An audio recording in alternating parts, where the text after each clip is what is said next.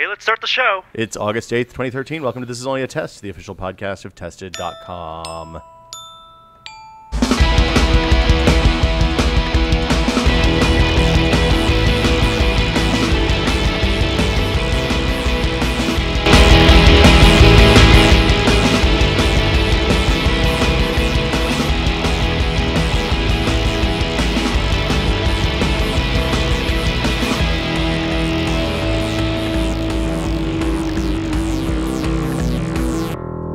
Smith.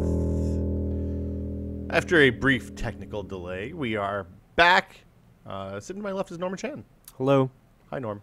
How are you doing? Hello. You're holding holding a tablet? I am holding a Observant Nexus 7. Okay. Sitting to your left, making his triumphant return after, it seems like a really long time, but I don't think it's been that long. Several weeks. I think we were into months at this point. But Gary Whitta, how you doing, sir? I'm good. How are you? You're wearing your Paulo Hermanos shirt. Yes. Because the premiere is on Sunday. I'm very excited about that. Yeah. And this is Breaking Bad, of course. I have still not seen the show. You've not watched Breaking Bad? Nope. It's kind of wow, too busy. It's all on Netflix. I know it's on Netflix. I'll catch up before the new season, last season is over. But I remember that you told us about Breaking Bad. You were super excited. Do you remember this? It was when we were waiting outside in line at Stonestown for the iPhone 4, not 4S. The iPhone 4. Was that the one that Gary and I got up at like 4 o'clock in the morning and just drove down there and got That's all of them, isn't it? No, that was pretty much all of it. But it was. I thought the last one we stayed out the 4, like midnight. I think I ended up getting shipped. You and I got it like a day early. You did get it. So because you had the Retina. Remember? I came just to gloat. You had the Retina. Yeah. I had friends who stayed overnight, and then I think we went like 4 or 5 a.m. and you came and you got the Starbucks coffee cart and everything. But I remember that's when you came up, and this is 2010, I guess now. Yeah, it was like June of 2010, probably, and maybe July. You said there's a show I'm watching, and it's called Breaking Bad. Yeah. How have they done 5 seasons in 3 years? Well, no. Or were you in like? I was already catching up at that point. It had already been out for a couple of years. Since then, it has become the culture. It's the well, yeah. I mean, the amazing thing is, as good phenomenon. as the show was back then, it's now double the show it was at that point. I mean, it's and you were like back then. I guess it was season 2. You're like, I can't imagine how much more craziness the show can have. And no matter what my imagination of that may have been, the actual show has surpassed that and then some. So that's a show that I like. When I'm watching it, I really love it. But it's such a specific weird kind of tension that I have a really hard time watching it. Like I never sit down and I'm like, oh yeah, I want to watch a good man go horribly, horribly bad, awfully bad. What just. But if that's the what you want to watch, the downfall of a good man is a Yes. hard thing for me to watch. Yes, like it's amazing to watch over the course of the 5 seasons though. Well, it's interesting because it calls into the thing that makes me uncomfortable is that it calls into effect the thin veneer that separates civilized from the complete anarchy of Walter White. Yeah, and that's the great thing about television as opposed to a movie where you have to kind of shoehorn everything into 2 hours. You get to tell a story over the course of 5 years, and you get to see that transformation from, as the creator said, from Mr. Chips to Scarface. And it happens so gradually that you almost don't notice it happen. You wake up one morning and he's that guy. Bryan Cranston will always be the dad from Malcolm in the Middle. Not after you've watched this. Well, although people have made the joke that at the end of Breaking Bad he goes into witness protection and that's the beginning of Malcolm in the Middle. That'd be a good. That's amazing. That's amazing. Although how he would go into witness protection, I don't know. Like who else would they be? Pretty much, it would be other people going into witness protection so they could get him. Well, all right. We're bordering on spoiler territory. So what have you been doing, man? What have you been up to? I've just been working and traveling a lot and having a 1-year-old. Yeah, that's a real handful. It turns out it will eat up a lot of your bandwidth. Yeah. Any work stuff you can talk about? Just secret projects that will come to light in the future or not? Yeah, I'm kind of in that weird space where there's a lot going on, but there's nothing I can talk about. But hopefully soon. Okay. People ask. The only reason I ask is because people ask. I've had a little bit of downtime, like between projects recently, to work on some of my own stuff. So I have a novel that I'm very slowly kind of chipping away at whenever I have free time. So I made some progress with that. What else? I mean, like, just even on leisure time, like I've got a ridiculous backlog of DVDs and games and stuff at home that I need to start getting through. My real worry is that once the next gen stuff comes through, actually the deadline that I'm really working towards is, so we're 8 days away from Saints Row 4. Yeah. And not long after that is going to be GTA 5. Yeah. Those clearly are games that need to be played immediately. You want to and experience intensively. them as part of the So I zeitgeist. need to clear whatever backlog I have between now and then. I have friends who played Saints Row 4 already, and they too. say it is everything. Oh, I'm so excited! It everything is you my hope most the game will be. my most anticipated game of the year, more so than GTA 5, which I really am excited for. Yeah. Everybody I've talked to about it that's played it has said it is all of your worries that it was just warmed over DLC or whatever because of the kind of quick turn are completely unfounded. No, it looks like a pretty fully strong. realized game, and Yeah.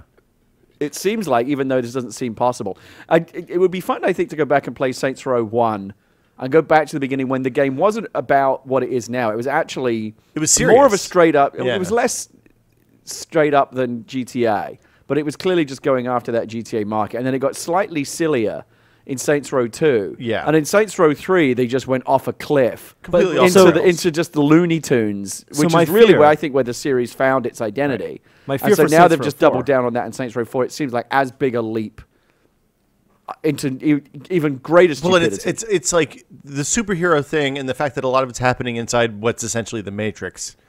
Those two things combined make anything, the dumbest things imaginable possible. But And- Saints Row and I'm 3 was using such a such big surprise. You're the president of the United States. Yeah. Why not? Just every, you've got superpowers. Yeah. I mean, Of course. I kind of said this with Saints Row 3. I think like their design mantra was just like, what would just be the most fun, and who cares about any other consideration, like realism, believability, whatever. Let's just do whatever we want to make people grin insanely. And that they achieved that immensely. I mean, Saints Row 3 was my game of the year, tied with Portal 2 years ago. It's that good. And so I'm equally excited. Feels about like the Saints Row game 4. that Duke Nukem should have been. Yeah, I kind Kind of feel like of. Duke Nukem was trying to chart that territory. Duke But Nukem's they just never really nailed the tone, the humor. It was never clever enough It was- to, no. to be that. No. I went back and started playing. I got so excited about Saints Row 4 a few weeks ago that I went back and fired up the third one again. I did as well. And just have, like, I just last night got through the part where you do all the bad part where you do all the side missions, where it introduces the different side missions and Yes. started unlocking new characters. Yes. Is so sublimely dumb and wonderful. And I had never realized that there's an Adult Swim station. Like, one of the radio stations is an Adult Swim station. Oh, okay. Yeah, the WBCG or whatever it is, CBWG. Right. It's worth listening Just to. just the craziness of it. It's real good. So unapologetically ridiculous. Super And dumb. the stuff that they've added this time, the alien, the various weapons, the dubstep, alien abduction gun, anal probe, all the things that. I don't know how I feel about the dubstep gun. I think the dubstep joke reached its climax and went over the rails. But that to me is part of the fun of it. Maybe we'll see. I mean, I'm it's very out next excited. week, right? I'm pre-ordering it on Steam. I'm going to be playing it on I played Saints Row 3 on the PC, which I really enjoyed because you get the 1080p super frame rate experience, and it's a superior experience to consoles. It's playing in 2 the weeks living- from now. It's not next week. It's 8 days away. No, it's the 20th. Isn't the Today's 20th? the 8th. Right. So okay. So 12 16. days. Sorry, 12 days Yeah, away. 14. I was thinking today's Yeah, the 12 8th, and that's days. why I got confused. Oh, okay. So I'm excited about that, and then Saints Row, and then GTA I think is like a month behind that. Yeah, but I'm going to wait So we for the get a PC solid on month that. of Saints Row before GTA. You're gonna wait for I'm the gonna PC. wait for the PC on GTA. Yeah, but you could be waiting years. I'm fine with that. I'm not a huge GTA fan. No, I have to get in. This to me is like the last swan song of this generation. This is it. GTA We're going to go GTA out with a isn't bang. Cross generation.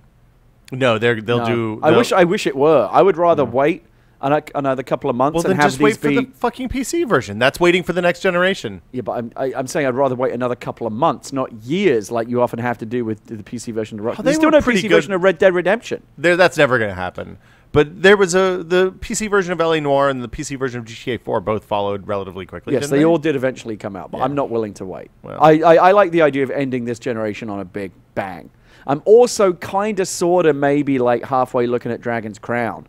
I don't know what Lots of people Dragon's have been talking Crown about is. it. Dragon's Crown is a Golden Axe style Ooh. sideways scrolling multiplayer hack and slash game. You like Interesting. you remember Golden Axe, right? Yeah, It's like Golden a Axe. kind of 2.5D. Yes. Kind of. I love those games, and Dragon's Crown has been getting very good reviews. Huh. There's another game which just came out this week on Xbox 360 as part of Summer of Arcade. The Brothers thing. Brothers. Yeah. Which everyone is raving about, and I want to pick that up as well. I didn't even hear anything about Summer of Arcade this year. It seems like they kind of just poof that. Remember when Summer Arcade was dropped like that. the biggest thing? Yeah, Limbo, Braid, Super That Meat seems to Boy. have gone Oh, off wait, the no. boil. This is the first year where Summer of Arcade nobody seemed to care. Well, the thing but is- Brothers, despite that, has just It's through strong. the Twitter sphere or whatever, like a lot of people out there are just going crazy about it. I feel like maybe a lot of people, since those games aren't going to be backwards compatible, have kind of said, okay, well, I'm not going to put $15 into this machine that I'm going to unplug. Like I said, 6 I months from now. definitely have senioritis now for the end of this generation, and Yeah.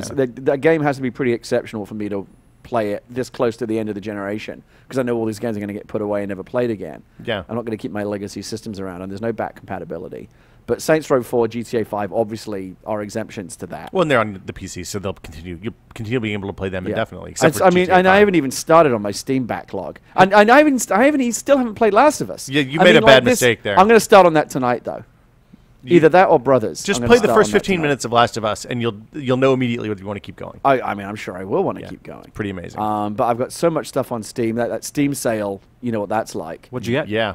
There was I can't remember who did the webcomic. There's a cartoon of the guy going like, "Oh, Steam sale, like I'll just keep buying stuff. How bad can it get?" And the next frame is like him living in a cardboard box. Yeah. With a whole shitload of Steam games. I picked up Thomas Was Alone. That's a brilliant for game. $2.50. You should send that guy money because that game is so good.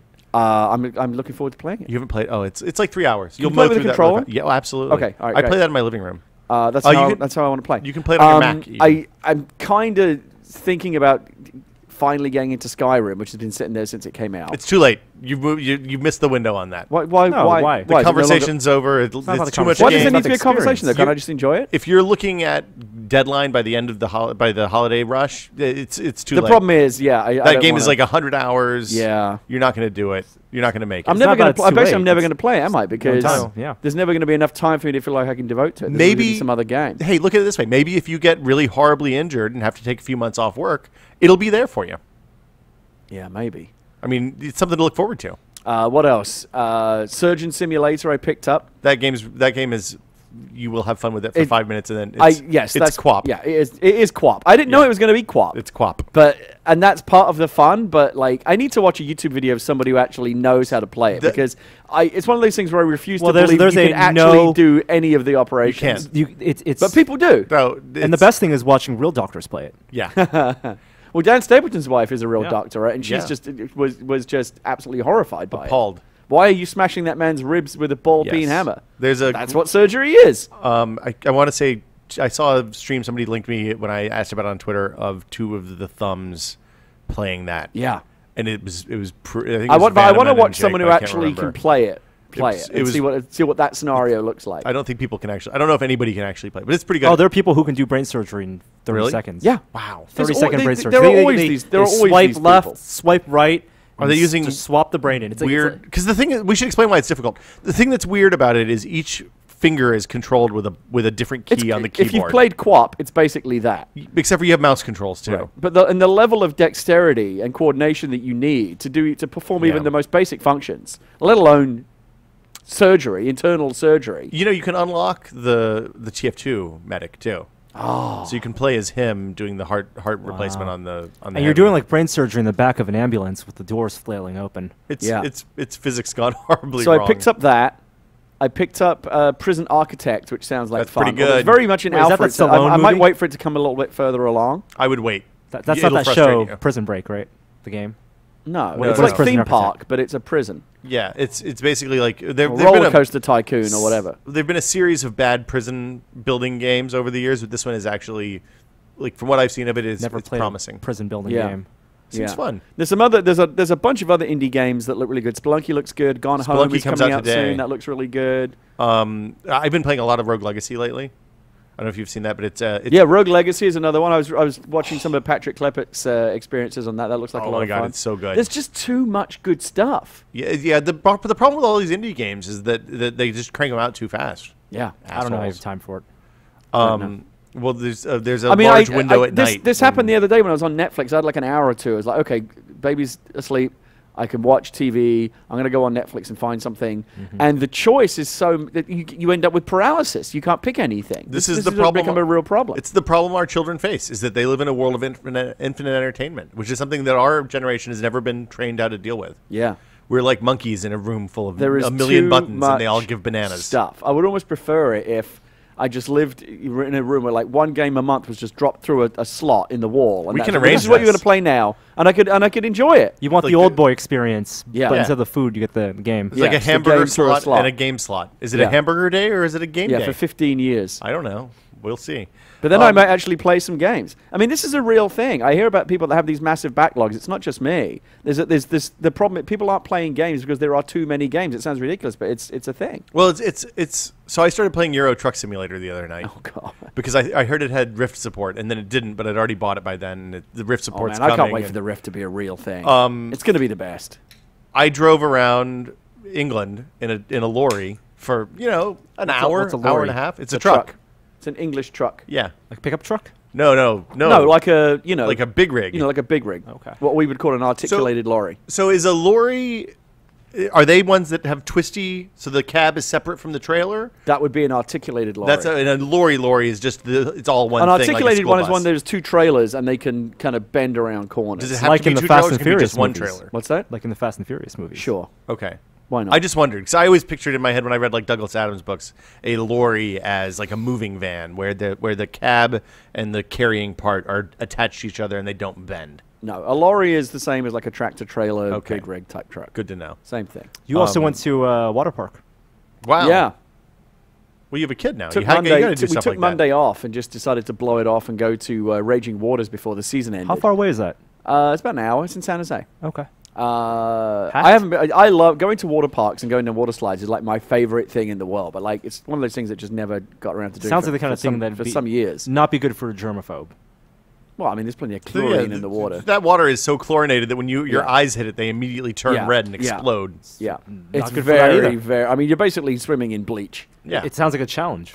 What for a pooper? did you take the baby into the Yeah. slides and stuff? Yeah, I well, got no, she didn't go on any slides, but they have lots of little splishy, splashy paddling areas for little kids. just for like explicitly for small children. Yes. So that like if somebody drops a deuce in the pool, nobody's going to be upset.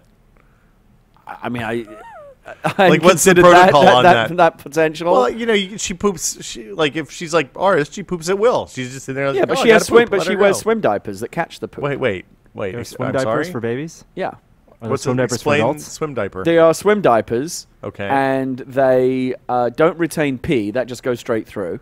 Okay, that never get in the kid pool. But it prevents poop from escaping. so what? It's like That's got to be the worst thing to change. To have to change. It's just a free It flowing. didn't, it didn't come up, but Some babies don't poop in the water. yeah, some don't. Like my baby doesn't poop in the do tub. But babies so we went to the park and I went on some slides. Okay. And enjoyed them immensely. There's one slide at Raging Waters in San Jose, which is insane. When I didn't know what it was, I just saw a long thing going. just out. got in the line? I'm like, this looks like a good line to get into. So I got into it. Okay. And when you get to the top, when I got to the top and saw what it actually was, I seriously considered just going back down. But I couldn't do like the walk of shame back down the stairs. They have They have that though, right? Yeah.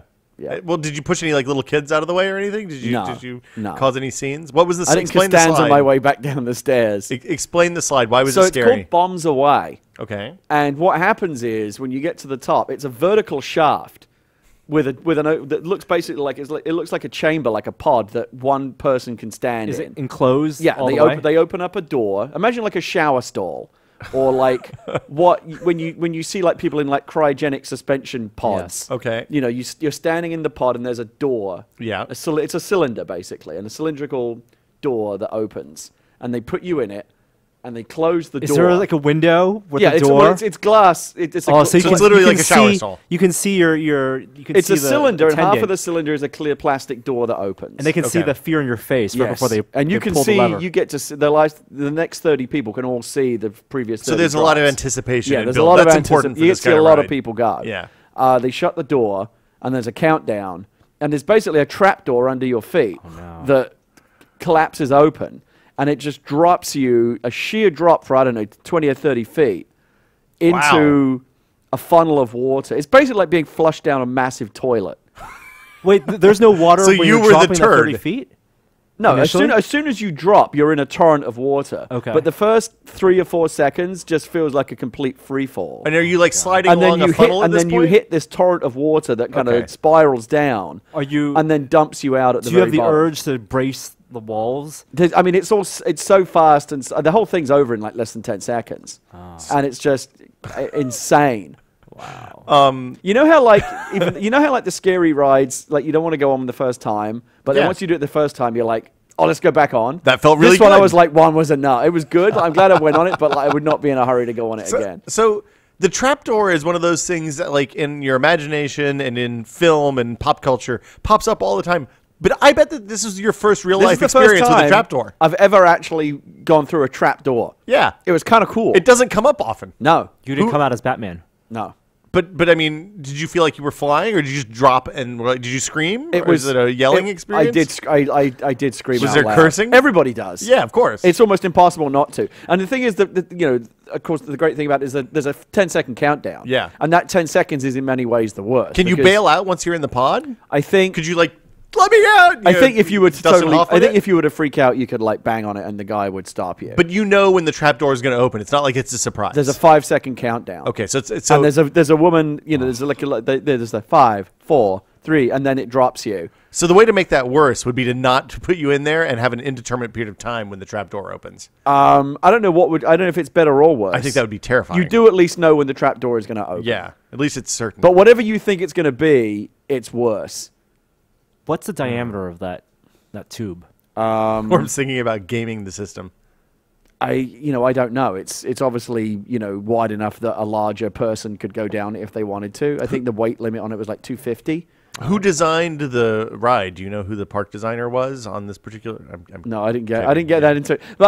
But I did go down a lot of regular slides as well. They were a lot of Okay. fun. And my favorite thing to do at any water park is just to bobble around in the lazy river for a few laps. I love the lazy, like I the love tube. the endless. Yeah, Yeah. you just get in the tube and you just bumble around the little lazy current. They have there. like the fake waves. Yeah, we went in the wave pool. Yeah, that's always nice. I like when the tube rivers have like just enough rapids that you might spill a drink if you had a cocktail. Can you drink at water parks? I don't even know if you can. No, they don't serve liquor there. But probably you know what? best. I don't know if you've noticed this, but like it might be the chlorine. I don't know what it is, but like when you've been swimming or going to a water park, the hunger that results from that is like no Yeah. hunger you've ever Well, it's experienced. because you're using a lot of energy. Yeah, just so they staying sell afloat. the shitty burgers and fries and stuff, and like we got a burger, it was like $8 for this shitty burger, and it was shitty. Yeah. but it tasted like it really hit the spot because when you're that hungry, you just don't care. Well, you burn a lot of calories. Yeah, Just staying warm. yeah. in terms of shitty burgers. You hear about the $300,000 shitty burger that was tasted Oh, in nice. London? Egg. Oh, that's Sergey Brin. That Sergey Brin Yeah, paid I wouldn't for. be interested in that. Really? Yeah. It's the future, man. You better get used to it. I'd prefer it if the future was like real organic food. Good as luck. opposed to fucking Soylent Green or whatever this thing was. Good luck. Well, they took what was it? Fetal, like. You see, you lost some me right blood. there. You lost Some- me some at cow's fetal. blood. you like veal? I do like and then veal. Veal's use just those- young though; it's not unborn. Same difference. Yeah, some some of those stem cells and. Yeah, you lost me at made stem cells. Made a hamburger patty. Yeah, what's So, the so point they of that? grew the cells and culture. Is this, if this is potentially some solution to world hunger, then That- right. That's the whole point. That's okay. the solution. The whole point is 20 years down the line, maybe 10 years down the line, the technology All right. will be ready So enough. okay, so what was the verdict on how it tasted? It didn't taste like a burger. I think the Is it one- like one- is it like the teleported steak in the that's the fly? thing. You know how in Remember Star that? It Trek, didn't taste right. It they didn't always taste said- real. It tasted synthetic. yeah, like the replicated food never tastes as good as the real grown ones. Right. And that will Because the computer doesn't understand the human dimension. no well, no. it's just like processed foods, right? There's a level of complexity in actual food. This is why that Soylent stuff that those kids are selling is such a phenomenally bad idea. It's supposed to be a complete nutritional replacement for food, but in But the reality, we don't But the understand weird all thing the is, stuff most that's in of the food. food that and this is why we have such a problem in this country and around the world with obesity and bad diet is that so much of the food that tastes the best is the heavily processed stuff, which has been chemically engineered to taste as good as possible. Well, that is yes. The big food You know, like companies are for gonna me, get one of the sued. tastiest things in the world, and I try to limit my eating of it. But if you've ever had like chicken in a biscuit, Chicken that in a stuff biscuit's is great. That stuff What is is chicken in a the biscuit? worst kind of garbage. It's a But cracker it's that tastes like a chicken. It's so tasty because they've had like evil fucking Nazi rocket scientists I don't going. think. Let's not say Nazis, but they're evil scientists. But like like in Yeah. Breaking Bad, when they're presenting the various chicken dipping sauces, and they talk to you about all the chemical engineering that went into creating them. Yeah. Like, that is genius. The New York Times did a huge story about this Yeah. earlier this year. Yeah. One of the things that they have found is that teams of scientists at Frito-Lay and Kraft and Just to big, think about creating big the food perfect companies, Cheeto. right, would A/B test thousands and thousands of variations of, say, the Cheeto recipe Yeah. to figure out the optimal construction for that piece of food that means you can eat as much of them as you want. You never want to stop eating them. You're never actually satisfied. Yeah. And Yeah. you just keep eating more. Yeah. And it's the same with even things that are supposedly fresh, like fresh squeezed orange juice. Yeah. Which like the Simply Orange. It's all the trick Explain. there is a perfectly consistent flavor. So every bottle of Simply Orange juice tastes exactly the same, even Yeah. though it is all They spent fresh squeezed. Well, that's a millions just different- figuring that's out a the different thing than perfect this, though. dissolving I'm saying it's all engineered to ratio be of like a exactly the same Cheeto flavor. Like the way that a Cheeto melts on your tongue is Yeah. so perfectly engineered. You don't put any thought into it. You just know it tastes really good. Yeah. Like And- the other and- thing, and you can never eat just two. you know how there's only 4 shapes of Chicken McNugget? Yeah. And they've been perfectly designed to make it seem like each one has its own random shape. Is But that if you true? actually pay There's attention, only there's 4 only shapes. 4 shapes. I want to buy. Let's buy 20. Go chicken buy nuggets. go buy Don't buy 100 nuggets and lay them all out, and you will be able to divide them all into What 4 are the boxes. shapes? And They have names. Boot, bell, bucket, and can't remember the last one. Boot, bell, bucket, boot. Boot, bell, bucket, and ball. Maybe I can't remember. There's a round one. I haven't had McNuggets in 10 or 12 But years. I guarantee you will find every now and again. Obviously, there's an aberrative one that comes through. But for the most part, there's 4 Virgin shapes. Mary. Bell, Yeah. bone, boot, and ball. There you Norm go. was right. Bone. Yeah. Bone. Bone. Processed food's really bad. Well, in the Yeah. future, we can have fake steaks. The other thing that the vat-grown meat opens up is long-term habitation in space. Does it also mean Does it also mean that vegetarians could eat meat and not have to worry about the That's a mistreatment of animals? 'Cause Big that question. would be good. Yeah, I mean, if it depends on how much of a vegetarian you are, I Can't guess. taste I mean, much I guess shittier then, than but then you the- get into a the whole other veggie ethical burgers. thing about whether or not a stem cell has rights. Right.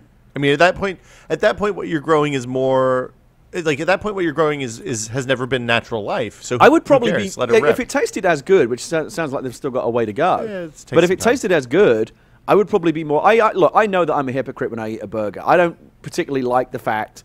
I think that 99% of people, and I would include myself among this, if you took any of them to like a slaughterhouse, where the cows that go into McDonald's burgers are slaughtered, you'd probably never eat another burger in your life once you'd actually seen it. And so I live in kind of willful ignorance of that, and it's very hypocritical of me. But I do think that if they could create burgers where there was no animal suffering involved in creating them, I'd And it probably feel much tasted more just comfortable as eating good. that. Yeah. So It'd have to taste just as good. I've actually slaughtered or helped slaughter pigs and chickens and stuff like Have that. the lamb before. stop screaming, Will? Yeah, I never did lambs. And I've never done anything as big as a cow. But Did you this actually was like in a- hang a thing up and like slit its throat? Yeah, that's Like, the way oh, you do it's a horrible. pig. It's not like in that situation in a non-industrial setting. It wasn't. It was unpleasant. But at the end, you get really good sausage, and Yeah. it's But like there's something the about animals the treated with industrial, respect in just that killing whole thing. machine nature of like an abattoir that I think is just Well, it's like so that disturbing. Bourdain episode where he went to the Ozarks, but then they invited him to that ceremonial like slaughtering of the pig, where they took after they killed the pig, they deconstructed it and used every single part Yeah. for something. But then the start of that ceremony was he had to shoot the pig in the head. Yeah, Yeah. that's not fun. No, It's but I mean, if you eat food, if you like food, it's part of it. The question is where you get that stuff and what you're okay with, and Yeah. making sure it's as humane as possible. And Yeah. slaughterhouses and So stuff. look, are I mean, much more on humane the than they were surface, the 50 idea of years like ago. synthetically grown beef sounds kind of gross, but you can clearly see some reason if they can get it working, why it might Can't potentially be wait. really good. until 50 years down the line, the old people start lamenting about the days when they had real Well, it's beef. Soylent Green, man. It's, Remember oh, it used to taste so good. Now we have this pot roast in a vat. the thing. beginning of Soylent Green when Charlton Heston comes in with a couple of pieces of lettuce and a steak that he steals from the Elysians. It's amazing.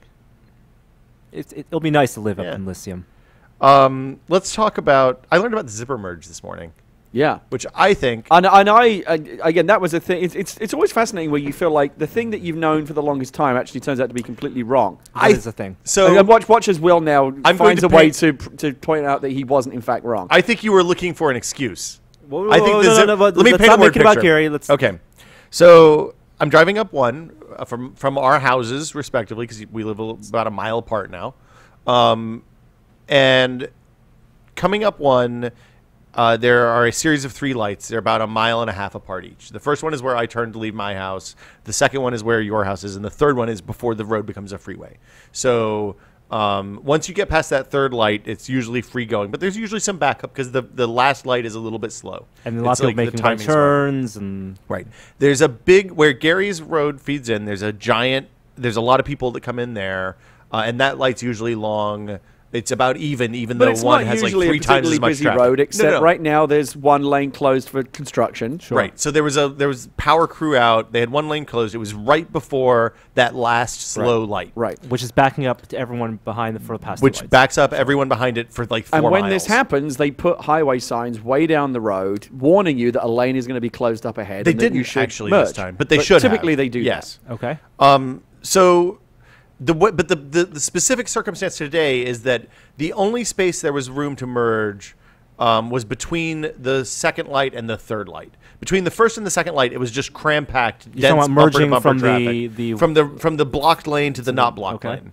So a lot of people either stuck in that blocked lane. Either both lanes were not moving until you get to the first light. When you get past the second light, it opens up a little tiny bit, except for the people turning right out of Gary's Road are constantly filling both, like blocking the intersection. So then what happens is people start to get through, but the next light is too slow. So it really, there's a real bad thing that happens there. And then everybody merged over. We did the zipper merge successfully. What is the zipper merge? So the zipper merge is, the theory is that you get to the end and everybody just lets the car in front of them in. You get to the part where you're supposed to merge. Okay. And then people just let the next car in. But people were doing it as they went. So cars would move forward. If there's a gap, you let the car in. People would, and then that leaves a gap in the right lane because people were merging too early, according to the fucking internet. Now, when this goes bad, that right lane opens up and people start going 80 miles an hour up the right lane when the left lane is completely parked. But and then try to squeeze in at the last minute. But here's what's interesting. Typically, that's never good. Typically, we're usually very annoyed when we see people racing up the open lane, that when they know it's going to close sooner or later, they want to make as much progress as they can in an open lane. How is this different? And then not merge over until the cones force them to. And how is this different we generally consider that. That's antisocial. Right, but what we've learned now from the Minnesota Department of Transport is that is actually what you are supposed to do. And merging earlier actually slows the traffic down even more. If you went and read the page, it gave a very specific set of conditions in which the zipper merge is supposed to be used. How is this different from if you're in a highway or freeway and there was an exit-only lane with a solid dotted... That's different because there's no backup usually. And you're not supposed to do it when there's traffic at high speed. Yeah. Okay. It's only when you're going at a like less than 10 or 15 miles an hour or something like that. So what you're saying is that you're supposed to fill up the right lane. Use both lanes. You're supposed to maximize all the lanes. But if you use both lanes in this case, because the light is jacked up after the merge, it would have just made things a lot worse. We learned about the zipper merge today from our friend Chris Tilton. Oh, we learned from I learned from a lot. Who more worked people on SimCity? So of course, I actually felt like we missed an opportunity for a great comeback there, where I could have said, "Dude, you worked on SimCity. Why the fuck should I listen to you about traffic?" I'm not going to. Chris did the music on SimCity, so I don't think he's responsible for the traffic. The door is still open for me to get in there. The door only needs to be open a crack. I mean, getting out of our town is basically a SimCity endeavor. It's one long ass winding road, and it's the only way in or out of town. We live in SimCity. I have a different perspective now on the merging thing. Yeah, I think the problem is the zipper merge only works if everybody knows how to do it. If only half of the people... It's a prisoner's dilemma. Yeah. Yeah. It's a fucking zipper merge. Yeah. I think it's an excuse for people to be assholes. That's what I think. I don't think people need excuses. I don't think we need more excuses for people to be assholes. Should we talk about some tech news? Probably some actual tech news. Sure. I think the big thing this week is that John Carmack is now the CTO of Oculus VR. I made the statement early this week, and I stand by it, that's the biggest story in games this year. I think you're crazy because I think the Xbox 180 is a much bigger story. Why is that a bigger story? It never has a console manufacturer done that much of a backtrack after announcing the way their system is going to be, and after popular uproar. I think you just don't know what bigger story means. Both of you define. What do you mean by bigger story? Well, and the most that's the crux of my argument. For me, a bigger the size of a story I quantify that by how much is it going to affect me at the end of the day. The net result of the Xbox 180 was 0. Basically, things are just the way they've always been. So my gaming life is not going to change at all. John Carmack, who is one of the most brilliant pioneers in games and technology, going to Oculus Rift, which already has the potential, I think, to completely change the way we play games forever. Put those two things together, and I think that has the potential now to be one of the biggest game changers in the way that we play not video just a games, pioneer. interact with our computers, everything. So that has potential to have a huge change on our lives. The Xbox 180 basically just said, "Oh, you know what? Nothing's going to change." You know what? So You're right. how I is the agree fact with that you. nothing's You're going to absolutely change right. be a big story? 100% correct. I agree. Couldn't agree with you more. Hold on a second. And we are recording this, yes? Yeah, no, this is live. Oh my goodness. This is unbelievable. You make it a very compelling point. I think it's a little premature, but I will say, don't get me wrong, it's still a big deal that Microsoft, came out and clearly had a big plan, and then under public pressure recanted on it. And by the way, I think it's a shame they recanted on a lot of it, because they gave up a lot of stuff that actually would have been very good. Not requiring discs, games in the cloud, all that kind of stuff was actually great. And because people complained about sharing and other things, they've had to throw all that away. And now, the next generation is going to look much like the last one. Have we not had you on since? Yeah. Well, so the thing that the mistake that they made is that instead of, there was a happy medium in there somewhere that was in between daily check-ins and status quo. Yeah. I mean, and they had a lot of fail-safes. Like, you could have your cell phone check in for you if your Xbox, for whatever reason, your connection went down. But the daily check-in, let's all agree, daily check-in is a bit much. People don't like the Big Brother aspect of it. Yeah. But again, what that facilitated, like games, not having to worry about where the disc is and all that kind of stuff, that would have been great. So Carmack is the CTO of Oculus now. He's still going to stay on at id. I think he listed his priorities as Oculus is number one. id. Armadillo Aerospace, his rocket ship company. When your rocket ship company is your number 3 priority, you're pretty. Well, that X Prize is over. Yeah, I wonder where Elon Musk falls. Like, is it like Tesla, SpaceX? I think it's SpaceX, Tesla, Hypertube forward and back. Yeah, I think Tesla's going to end up being the machine that drives SpaceX. You see their results on their financial results on Tesla. Their stock is booming. Well, are they selling? Are they making? I had heard that demand for their cars has kind of slowed down. No, you should just check what the numbers they just posted. You don't have to get there's no wait list anymore, though, is my understanding. That's manufacturing efficiency. Put Tesla into a Google News search and watch what comes up. I mean, the numbers were they were making money, or they could have been losing money depending how you look at it. But they also repaid all their government loans. That's true. Way ahead of schedule. Yeah, so they sold 51 Model S's in Q2. And they have a $35,000 model coming. So, wait, yeah. I mean, 51? More than 51. 5,100. Okay.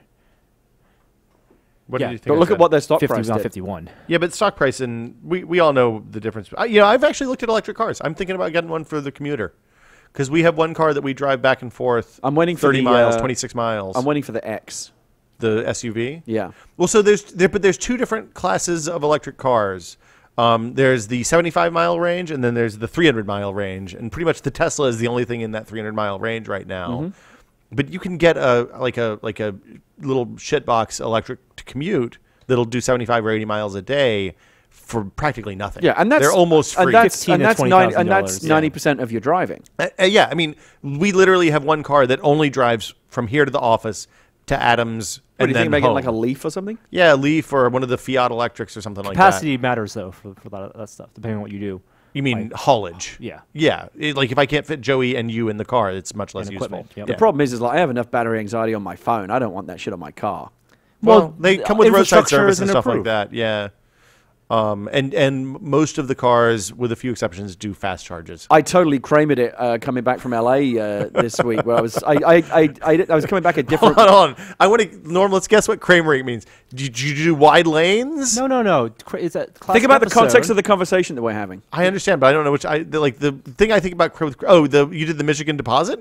No, the classic episode where he's riding on fumes for so long until he takes a car on a test drive and he wants to drive. He wants to see how far the car will actually go past the E line. Yeah, and they end up having this like Thelma and Louise type, never felt so alive type moment. I might not have ever seen that. You've never seen that one? Classic.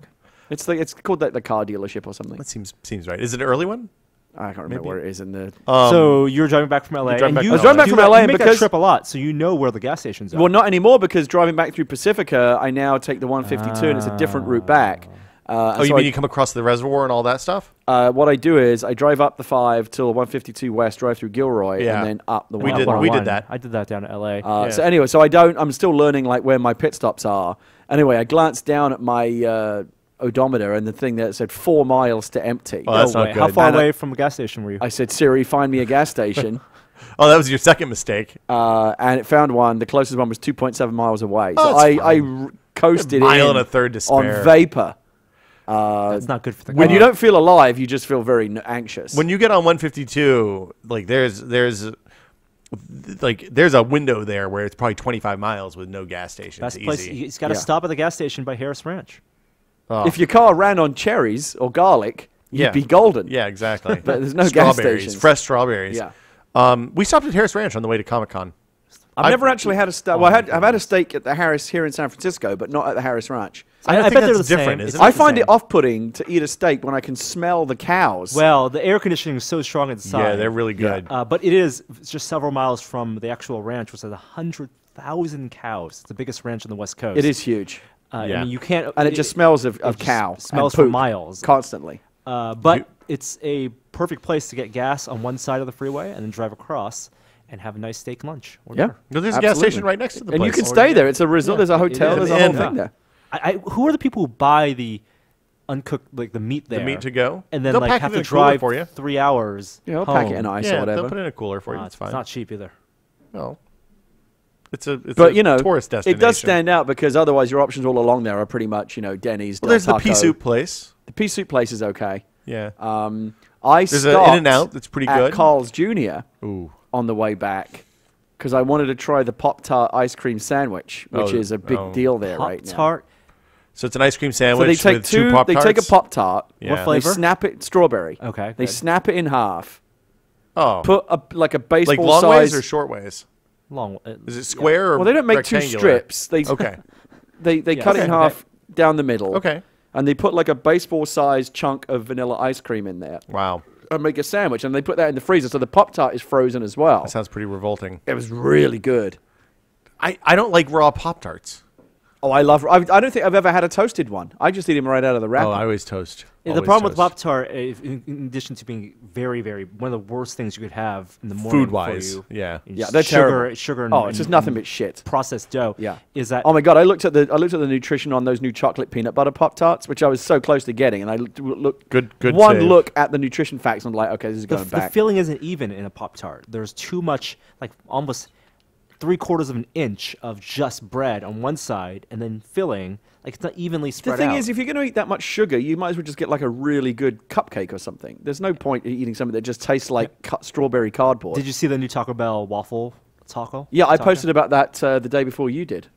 It looks You were amazing. slow on the uptake I on that one. was. It looks great, although it looks like they just took a waffle and just folded it Yes. to make a taco out of it. Yes, and the taco. It's a breakfast taco. so I'm it's excited sausage about and it. eggs. I hope they do roll it out nationwide. It doesn't. It's really you could do it at home with a waffle. Well, Jack in the Box has sausage. a waffle breakfast sandwich, which I think is potentially even better. Probably the same thing. The taco form factor is the innovation there.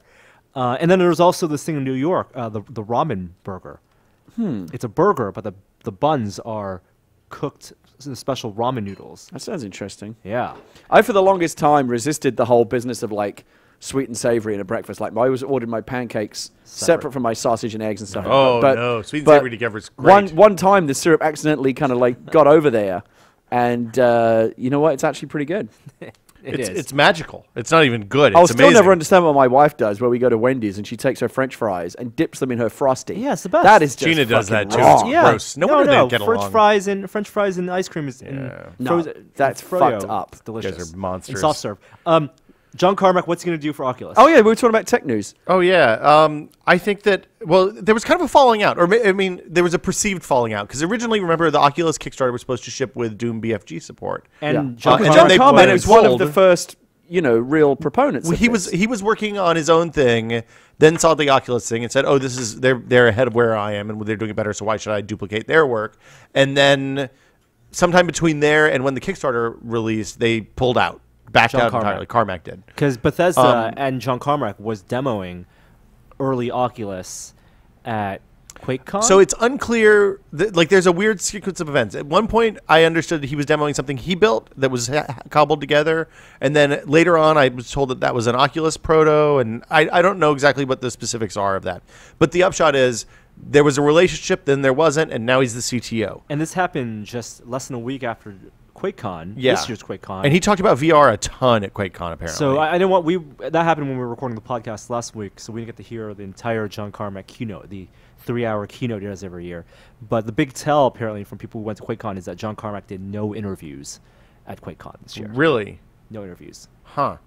That's I think it's interesting. huge for Oculus. I think it's a huge. I mean, again, all you need to do to believe in Oculus is strap on those goggles for 2 minutes, and you're a believer. And the HD, well, the full HD ones, 1080p goggles, if they can get that Oh, out yeah. for a consumer release. Yeah, but in terms of the journey towards legitimacy, this is obviously a huge get. In real, in terms of what's actually going to happen under the hood, Carmack obviously is a genius. He understands this kind of technology probably better than anyone on the planet. He's a huge asset to them. But I think he's also going to help drive adoption. Developers are going to take this more seriously. They're going to want to get involved. I think it's a big step towards this being an actual breakout commercial product that people are going to buy and developers will support, and it's going to be a big way that we play games. Here's someone who has literally been making games since the dawn of PC gaming, but it's still relevant now. And there are a it's lot of still- people who exactly. were pioneers in PC gaming. well, but he's always been on the bleeding edge of technology We've and also seen- backed off. we've Like seen he so has many pulled back. Gloves and gadgets and gimmicky controllers over the years. Yeah. This is I have one right here. Yeah, I mean, and they've all failed. I mean, when was the last time that an out-of-the-box type, different kind of control mechanism or anything? The took Xbox off? 360 controller. Like that. Once you got the Xbox 360 controller, it has essentially destroyed everything except for the niche stuff like wheels and flight sticks and stuff But like it's that. just, but that's just it's just a gamepad. It's just a game controller. That's part of the natural progression of what we had since the NES. At one point, a dual stick gamepad was a novel thing. Remember, in the old days, gamepads were a D-pad and 4 buttons or 6 buttons. Yes, but it's all part of a natural evolution, whereas this is something completely new, completely different, and I think this will be the first and only thing that we've ever seen that is totally radical, that will actually achieve Better mainstream start up success. Oculus magazine. I found my Space Orb the other day. Do you remember the Space Orb, Gary? Oh, yeah, awful. It was a ball on a 6-axis controller with Yes, the 6 buttons. absolutely terrible. It was really, there's really a useless. There's a documentary about the Power Glove that's being made right now that's quite interesting as well. Full documentary just on the Power Glove? I don't know if that's... If it doesn't have Even Kinect. I mean, I'm actually, even though I've been burned once, I'm willing to believe from what I've heard, the next generation Kinect in the Xbox One is actually very good. I think it actually does what the first one was supposed to do, but didn't. The first Kinect, my the Kinect now Wiimote- just sits in my junk drawer with all the other shit. The Wii Remote is the most recent thing that was a success Yeah, because it actually worked. that's the kind only of. one. Yeah. And again, that had the benefit of being bundled, and having the support Yeah, it had of a Nintendo major games that came company. with it, This is yeah. a third-party company that's trying to get people to support it. That's Are there any that's a games different on 360 situation. with the Kinect 1 where the Kinect isn't the controller, but the information from the Kinect is still being used in some way to feedback? There's voice commands in a fair number. Like even Skyrim, you can cast like shouts on the I'm saying Xbox more of a with passive voice. thing. Well, that's you can use your voice to cast spells and stuff like that in Skyrim. Like That's because it. the new Kinect has all the biometric sensor and stuff, and just high resolution camera. The way it seems that this stuff should work is that you're using a more traditional controller with something like the Oculus, and then the Kinect just puts you in the game somehow. Well, Yeah. With the camera data. So the thing that worries me about the Kinect always being on and having the deep biometric stuff is that they're going to use that. Right now, when you play a game on Steam or Xbox Live or whatever, they're collecting a lot of metrics to see how far you get and where you die and that kind of stuff. I don't want them to know if I'm smiling or frowning while I'm playing a game. you should wear a mask It's a good idea. Wearing a mask or while you just play have, the Kinect. have a bigger beard. Well, I need a bigger beard. Speaking of Xbox One, some more details came out this week. Major Nelson did an unboxing of one of the early prototypes. Kind of cool to see one actually in a box this early. I mean, I'm sure they had to, mock it up. Apparently, they had 20 of them that are fully final units that are in a box and ready to, I be sold. have seen games at Comic-Con. Harmonix was showing Fantasia running on an actual. It looked like a real Xbox. It may have been one of the dev kit versions, but it was running on actual hardware, not on a PC. Well, I mean, look, at this point, it's got to be finalized, right? Because the last 2 months before launch is nothing but manufacturing and distribution. That was a 2014 title, not a 2013 title. Anyway, more details. The headset is not going to be an add-on at this point. It's going to come with come in the box. Mm-hmm. which is relatively new. The wired. I wonder why they made that decision, because it sounds like Because initially Sony's they were putting trying one to in the sell the box. Kinect microphone as just good Sony enough. has one in the box. Sony has one in the box. I mean, Oh, that's they got to do? be it. You know, you've Sony, used wait, there's the PS4 is shipping with a headset? with a headset. Oh, Yeah, that's right, okay. because I didn't know originally the headset was going to be Kinect. yeah. Right. And we I all think know there's how that worked. There's clearly some resistance to generation. that. People like their headsets. Well, and if the voice stuff is annoying, people will turn it off, and that's bad for the platform. So it's good that they're shipping the mono headset. Right.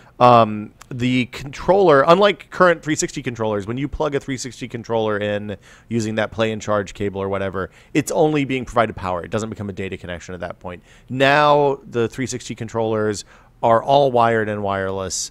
And if you plug a cable in, it'll be a wired controller if you use it with batteries or a rechargeable. But it's not going to come kit. with that cable. It's unclear. That is unclear. I think it has a micro USB port that you can plug in to charge with. The one is 802.11n, not AC, which I was disappointed about, but had since been a little bit educated about how why that's not necessary at this point, and how they'll probably just add a dongle or do a hardware revision down the road when AC is fully adopted. Hardware revision makes it's sense.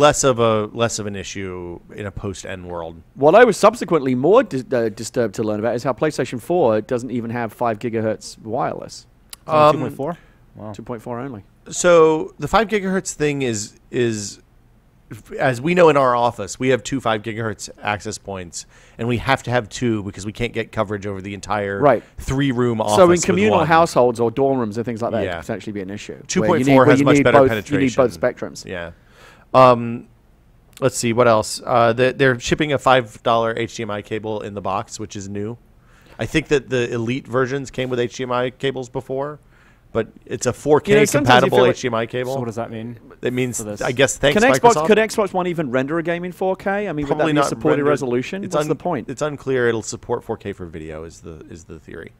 I mean, I'm sure the processing power can render something. Yeah. But whether the output. I think at output this in point 4K. it's probably like an extra 2 cents for a 1.4 HDMI cable. It has both. I think both of the next gen consoles have 4K compatibility. The funny thing Whether they'll is, be able to render games. the funny thing is, you can't even win with a lot of people. I remember I remember when the PlayStation 3 came out, me and a lot of other people were complaining about, oh my god, why isn't there even an HDMI cable in the box? You'd feel like that's required. Well, back then HDMI cables were also really expensive. Like if you went to Best Buy, I guess still if you go to Best Buy, it's gonna be $50.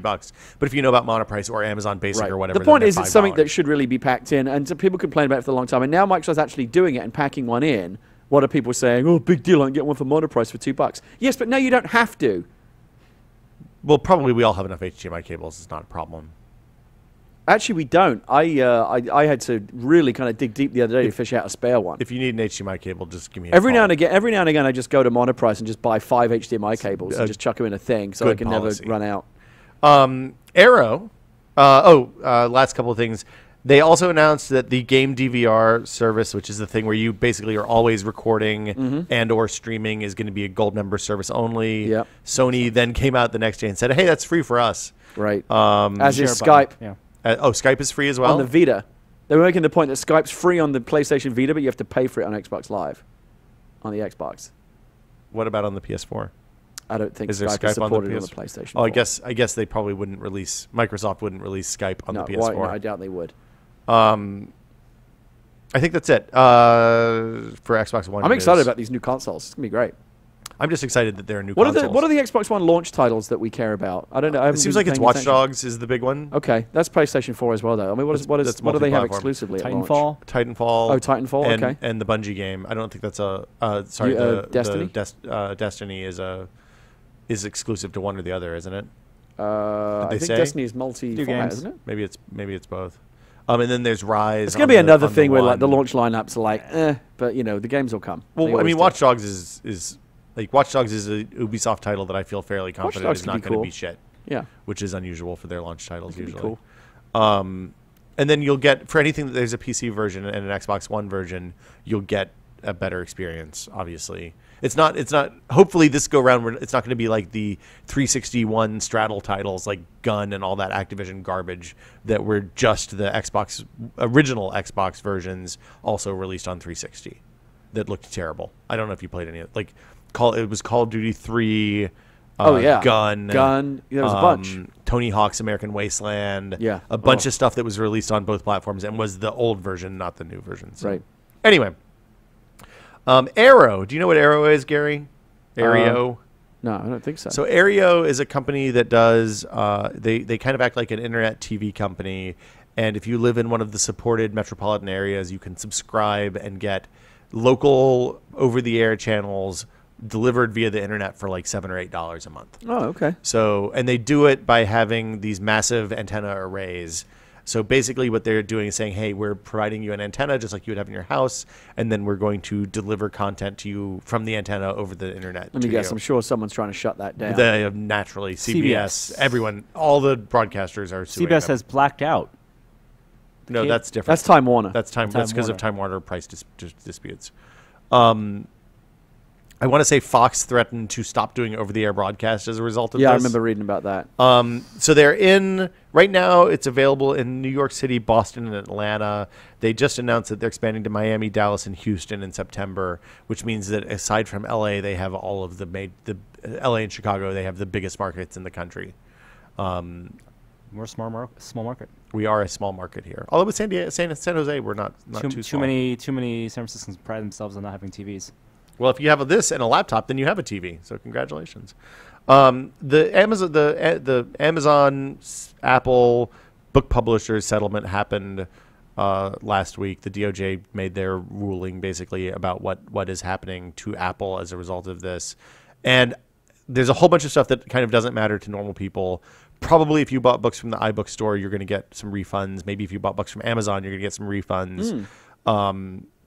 But the big deal is that the DOJ said, hey, for 12 months, Apple has to allow Amazon and Barnes & Noble and Google, other competitors, to sell books from their apps without the rules that they applied. Because remember in the old days when the Kindle app on iPad or iPhone, you could tap into and you could buy directly from that. And now, if you want to buy a book on your phone, you have to go to the website. Oh, so they'll be able to bring that back? They'll be able to bring that back. Oh, that's great. I like that. Apple, of course, is protesting, saying it's unjust, and we'll see how so. it goes. The whole thing seems a little weird to me, because it seems like if anybody's being anti-competitive in the ebook scene, it's probably Amazon. But I'm not a lawyer, so what do I know? That's that. Jeff Bezos bought the Washington Post. Yep. I think he spent $250 million, or a quarter of an Instagram. Yeah, 1% of his worth. Yeah, so I went and did the math. So he's worth $25 billion? $25 billion. 22 billion is the number I saw, but a lot of billions. Once you're into multiple billions, it kind of doesn't matter. Holy crap. If you divide out his net worth versus like a normal person's annual salary, say 50 grand, buying the Washington Post is like a dude who makes 50 grand spending $500. And he started if you make selling 50 books out of his grand, garage. $500 is a lot of money. Yeah, I'm just saying it is just to put it in context, it's less than buying a car. I think Bezos terms. He spent less, smaller percentage of his worth on the Washington Post than Sean Parker did of his own net worth. That's a terrible. I don't want to talk about the Sean Parker wedding here. Sean Parker got a wedding. It was controversial. Oh my God, Beeves. It's kind of crazy. I think that the story of Amazon is one of the more fascinating stories in tech. In that, Jeff Bezos starts selling books out of his garage. Yeah. And even as they grew and grew and grew, they really just for a long time were just a retailer like Walmart or whatever, They're just online. Still kind of just a retailer. Well, no, but that's the point I'm making though, because then they diversified into selling hardware. The Kindle. They now create their own content. They're in the content creation business. They've got original TV shows that are available through Amazon Video. Web Services is a huge part of the bottom line. We don't know. They don't break it out. They have this kind of cool holistic approach where they create the content, they sell the content, they sell the device that you consume the content on. I mean, there's a reason why they've done so well. So here's the thing, they don't make a ton of money.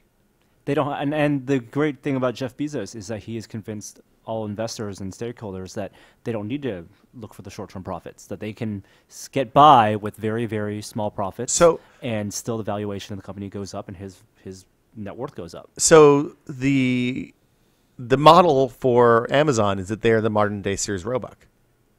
They have a catalog. It's on Amazon.com, and you can buy everything you need to live there. And they're also going to run everyone else out of business, just like Walmart. Walmart and Amazon are very similar. But Amazon isn't just running retailers out of business. They are expanding into things into areas didn't exist. That's not retail at all. Services and like Gary said, content creation and everything. That's true. It's really hard to justify hosting your web stuff someplace other than AWS. It's so cheap. That's the they are building a massive market share in a lot of different industries. It's a little scary, but also Yeah, I mean, I wasn't even benefit thinking to about us. their hosting business, but that's a huge part. Yeah, of the Amazon as AWS well. stuff is enormous. Yeah. And if you look at sites that are hosted there, once you reach a certain scale, it is almost impossible. Like it is so much more practical and flexible to host your stuff there than putting it on, old-fashioned single-use servers or Yeah, even and other Giant people's Bomb is clouds. on Amazon, right? Everybody is. We are. Giant Bomb is. Netflix is. Reddit is. Oh, wow. All these huge sites are. Remember when you can tell? Remember when AWS So Jeff went Bezos, down a if he few wanted years to, ago? could like flip a switch and turn off the internet. Yeah, they're building a CIA data center. Maybe that's what this is all about. He's bought a newspaper. It's Yeah, it's and then he like shuts off the Jonathan- internet, and the only Jonathan way you can get your Price. news is by buying his newspaper. And the only way you can tell That's the the time genius. is with his $42,000 atomic clock, Wow. or 42 million. 42 million. It's a 10,000. It's the Long Now Project clock, isn't it? Is there a different one? Whatever the one that costs a lot of money. and 10,000 lasts 10,000 years. Yeah, it's interesting. He's kind of looking. He's starting to look more and more like a Bond villain, Bezos. Let's see. Chrome. Riding around segways. all day. Huge controversy. No, was he a Segway? Oh, he was a Segway guy, wasn't he? Huge segway guy. Bezos. Oh, we already did that one. Chrome. There's controversy about Chrome this week. I didn't realize this, Oh, is but this it's the good to password know. thing? This is the password thing. It's bad. If you have access to anyone's Chrome, you can see all of the passwords that are saved in Chrome by going to Chrome//settings/passwords, and it saves all the passwords in clear text. Now, Google has come out and said, we do this so that there's no illusions that your stuff is actually safe when it's on the browser. But I found this out and I immediately went and deleted all of my saved passwords from Chrome and have since moved the few that lingered over into 1Password, because then they are actually encrypted and protected on your Password's desktop. cheap today too. $8 for I the love 1Password. iPhone app. Are the desktop versions cheap too? Are they doing that sale I'm again? not sure. But yeah, it is worth spending. If you don't want to spend money on that, you can get LastPass or KeyPass, both of which are less expensive. It's well worth spending money on that. And I like the multi-platform stuff, the third-party stuff, better than the unified things like the ones built into Android and iOS, because then it'll work on all of your devices, which is much better. Yeah. I'm probably going to take all my 1Password passwords and put them in the iOS 7 password keeper as well, just so that everything has it. Yeah, it'd be nice if there was a tool that would keep those synced. Assuming you trust Apple to keep your passwords. I mean, I don't know. I mean, I think I do. Yeah, why not? What's the worst that's going to happen? MakerBot announced that they are selling 3D printers at Microsoft stores this weekend. Okay. Including San Francisco. Including San Francisco. You'll be able to go and get demos, see how they work. The big news for this, for me, is that I hope that they're going to sell plastic there. Because if they sell plastic in Microsoft stores, then that suddenly gives me a place that I can get plastic at retail. Well, the Microsoft store in San Francisco is the kiosk in the Westfield Mall. Yeah, I don't think they're going to sell So I don't plastic think they're there. gonna do that There's one in behind the Hillsdale, counter. though, isn't there? There's one across from the Lego store in Hillsdale, I thought. That's the Apple store. Okay, so then there's one across from the Apple store in Hillsdale, I thought. I can't remember. Maybe it's further down at Stanford. I haven't seen a Microsoft store in a long time. Bill Gates talked a lot of shit about Google's Project Loon yesterday. Project Loon is Google's balloon-based internet for third developing countries. I was going to say third world, but I was informed about my mistakes there. The way it works is simple. They float a giant balloon up, and then they hang some transponders off of it and broadcast internet down to the people below the balloons. And Bill Gates said it's great that you can give them internet, but they're not going to really care when they're dying of malaria. Burn. Yeah, Gates has Gates this burn. billionaire fight. Oh, but Gates has got that covered. People can do Yeah. other things Gates as well. has been doing malaria nets, and He thinks there could be more money spent on that. Okay. probably true. U.S. District Court said Bitcoin counts as real money, and all the rules are applied. So money launderers beware. Which is a shame because that's pretty much what Bitcoin is used for. I'm not even going to get into that, ladies and gentlemen. Gary Whitta. I just don't know what a Bitcoin is. I don't want to know. Non-backed. By I understand it's what it's you. backed by cryptography. My understanding from New York Times and other articles that I read is that that's the currency you use if you want to buy things that you should not be buying. Yeah, if you want to buy drugs or launder money, Hire a hitman or something. Yeah, Yeah. that's the way to go. I feel Why like- is this not in some spy thriller? Oh, it will be. It's Oh, too new. Yeah. Dan Brown's all over Bitcoin. He'll fuck it up really bad in his next. in Like his James next Tom Bond Hanks. opens the The briefcase Bitcoin after killing the, directive. and then Yeah. he takes up the physical Bitcoin. There's and no he physical redeem- Bitcoin. I know. It's a I'm USB saying thumb drive. in a movie, and then he redeems it at the casino, the Bitcoin casino. Imagine if Heat, when they smash the car, the armored car at the beginning of the movie, and they open it up, And instead of pulling out a big stack of bearer bonds and putting them into a duffel bag, they bust open and get like a USB thumb drive that looks like Grover. Because that's what the Bitcoins are stored on. I never really thought about this, but like when cell phones became a big thing, it became a problem for movie makers and screenwriters because you had to. It used to be cool that you couldn't get to a phone in a story. Yeah. Like, that would be a thing. You would have to. That would be an obstacle. Now everyone has a cell phone. They're just like, oh, there's no service, and they would have to find different ways around it. They got around that in The Matrix. Well, remember, they built a whole movie, Cellular, around the fact that people have cell phones now, and that creates new problems. Like in Heat, it's kind of cool. Remember when he goes into the bank vault at the end there, and like the money is so huge, he just puts the bag over it, and then just flips it over, and you go, oh, look at all that money. That's really cool. Or like in I can't do the Breaking Bad analogy because Norm won't watch the show, but still doesn't want us to spoil it for him. Whenever you see like a massive pile of money, it's really impressive. But 20 years from now, when people just go, oh, here's your $50 million, and it's like a fucking thumb drive, that's just not going to seem very cool. In Dark Knight and Dark Knight Rises. In Dark Knight, there was the one scene where they steal the money, and it's this giant stack of money with the guy sitting on top, and he lights on a fire. That looked amazing. Yeah. And then in Dark Knight Rises, it was Bane on a motorcycle. What's he going to do now? Like put a magnet on? Yeah. He had that PDA, and that was Bruce Wayne's billions. Yeah. That's not cool. Not as cool. You can't visualize the money anymore. Well, but the big pile of money is a ridiculous farce anyway, because that's trillions of dollars. I mean, it's the $1 million joke. $1 million in a suitcase is like 2 bundles. Yeah, remember in Dodgeball? Yeah. You may not have seen $100,000 before, and it's just like two little wads of money. It's really funny. In ones. So let's see, Bill Gates. Last thing is at Comic-Con. Hold on. At Comic-Con, yes, they had a booth for the DuckTales HD remaster. Oh yeah, people are excited about that. And that the game was booth really hard. was the money pit that you can swim in. Really? And it was inflatable coins. Oh wow. See, I would love that. Oh, I would have totally jumped in that. Comic-Con crud and all. That sounds good. Friend of the site, Scott Heimendinger, who you may know as the Seattle Food Geek. And he's one of the guys. He is, as far as I know, he was the first one that built a DIY sous vide cooking machine. I've been looking at that one on Kickstarter. Totally, he is. 2 out of 3 people at this table have bought one already. I think it might be 3 out of 3 at some point. And I spent my own money. That's not tested business. Yeah. Once it goes over the limit, I just wait for it to come out and I'll buy it. I don't feel like. But it may take a while for that to become a production item and get distribution and all that. Right. Stuff. So I will wait for it to be a real item before I spend money on it. Is what I'm saying. Right. Well, you don't. But you know how Kickstarter, if they don't reach the goal, they don't charge you. But they have reached the goal. Yeah, they have reached the goal now. Yes. So I'm saying I will wait for it to be a real product, and then I'll buy it. Okay. You wait for it to reach real manufacturing. Yeah. So you could be in a Pebble situation there where it takes them a year to go through all the Kickstarter pre-orders and actually reach real manufacturing. That can happen. So his Kickstarter's out. I can't remember what the thing's called, but Sensair. Sensair. So that's the one I've been talking about. Yeah. It's great. It looks good. I mean, we don't know that it's great. We haven't tested it, but he has the bona fides to make a great sous vide machine inexpensively. Yeah. And if you don't know what sous vide is, it's the thing where you put your meat in a plastic bag, soak it in a hot water bath that's at the temperature you want the meat to end up cooked to, and then take it out and blowtorch it or whatever to put a sear on it. When we were at home in Tennessee over the holiday, in June, I actually did a prime rib. I sous vide'd a prime rib in the cooler for my parents, and with Universal, they were really stoked. Yeah, you still have to sear it though. You still have to sear it, but I mean, you get a map blowtorch and just let her rip. It takes 5 minutes. So that'll do it. Oh, we got some more stuff here at the end, not bulleted. It's the 1-year anniversary of the Curiosity landing. August 8th. It's gone about a mile or a kilometer. It's gone one of some unit. Yes.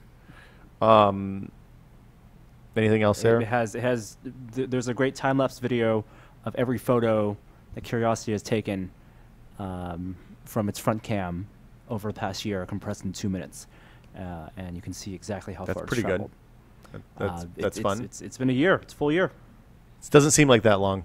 Seems like just yesterday they were sitting with biting our nails, waiting to see if the crazy landing maneuver was going to work. Yeah, I think they knew it was most likely going to work. They couldn't say it because there's a lot of public money at stake, but they knew it was most. Well, if it hadn't worked, it would have been really bad. Yeah, I think the one thing they didn't account for was the difference in gravitational pull at that exact spot in that crater. Was slightly different and accounted for like several inches denser per second. Or lighter? I think it was. Might heavier have or lighter. The gravity was stronger there. Okay. And so the acceleration was about like 6 inches per second faster than they thought it would be. So they hit just a little bit harder than they intended to? Or no, reverse. Actually, it was lighter. Okay. Yeah. The Wii U, Nintendo's selling the Wii U at a loss. I didn't know this. Who did iSupply figure this out? No, I think they said. Oh, really? In the financial call? And that does not mean that they won't do a price break in the future, though. Well, they're losing money on each unit. It's probably a good thing they're selling so few of them. Look at us. We're saving all this money. We talked a little bit about that last week, but I think they sold 160,000 Wii U's in the first week. They're in big trouble. Last quarter. They're in big trouble. Pikmin's quite good. Oh, I'm sure it's great. Pikmin's still a great game. But more or less the same. It's not going to sell a lot of systems, and once the new shit shows up at the end of this year, that's bad. Gary, tell me about Doctor Who. Yeah, can you explain Doctor Who? I don't have a lot. What? Well, you're English. Well, yeah. What do you want me to tell you about? I don't understand Doctor Who. Why are there 17 of them or 18 of them or something? There's 12 of them now. This is the 12th one. Okay, so there's a lot of Doctor Who's, and they're all kind of scrawny English white guys.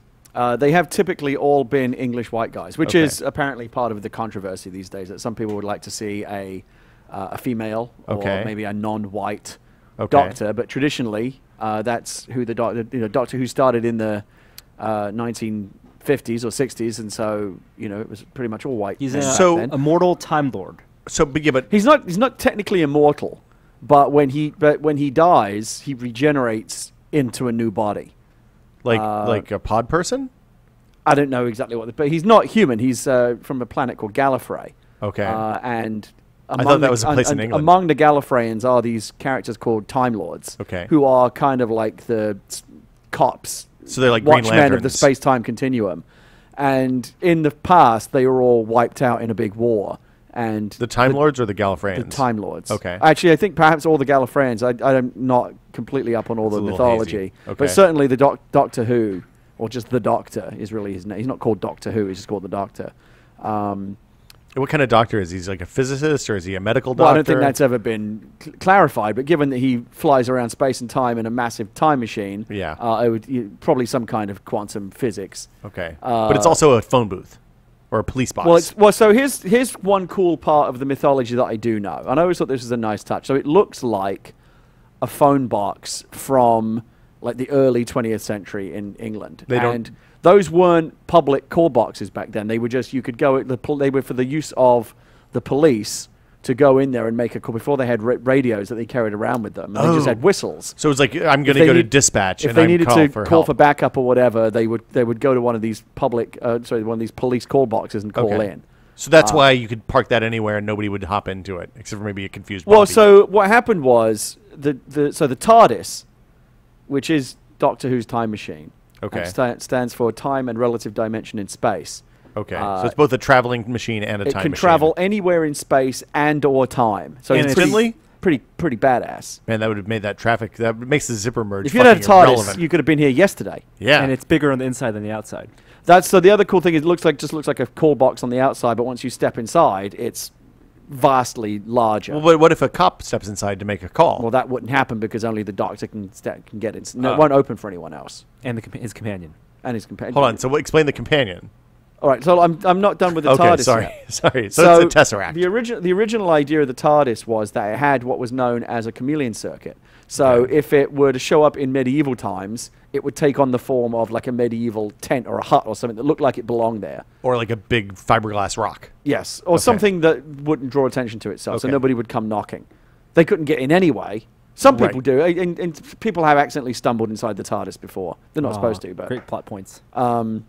So anyway, but to prevent that from ever happening is you make it look like something that you don't look twice at.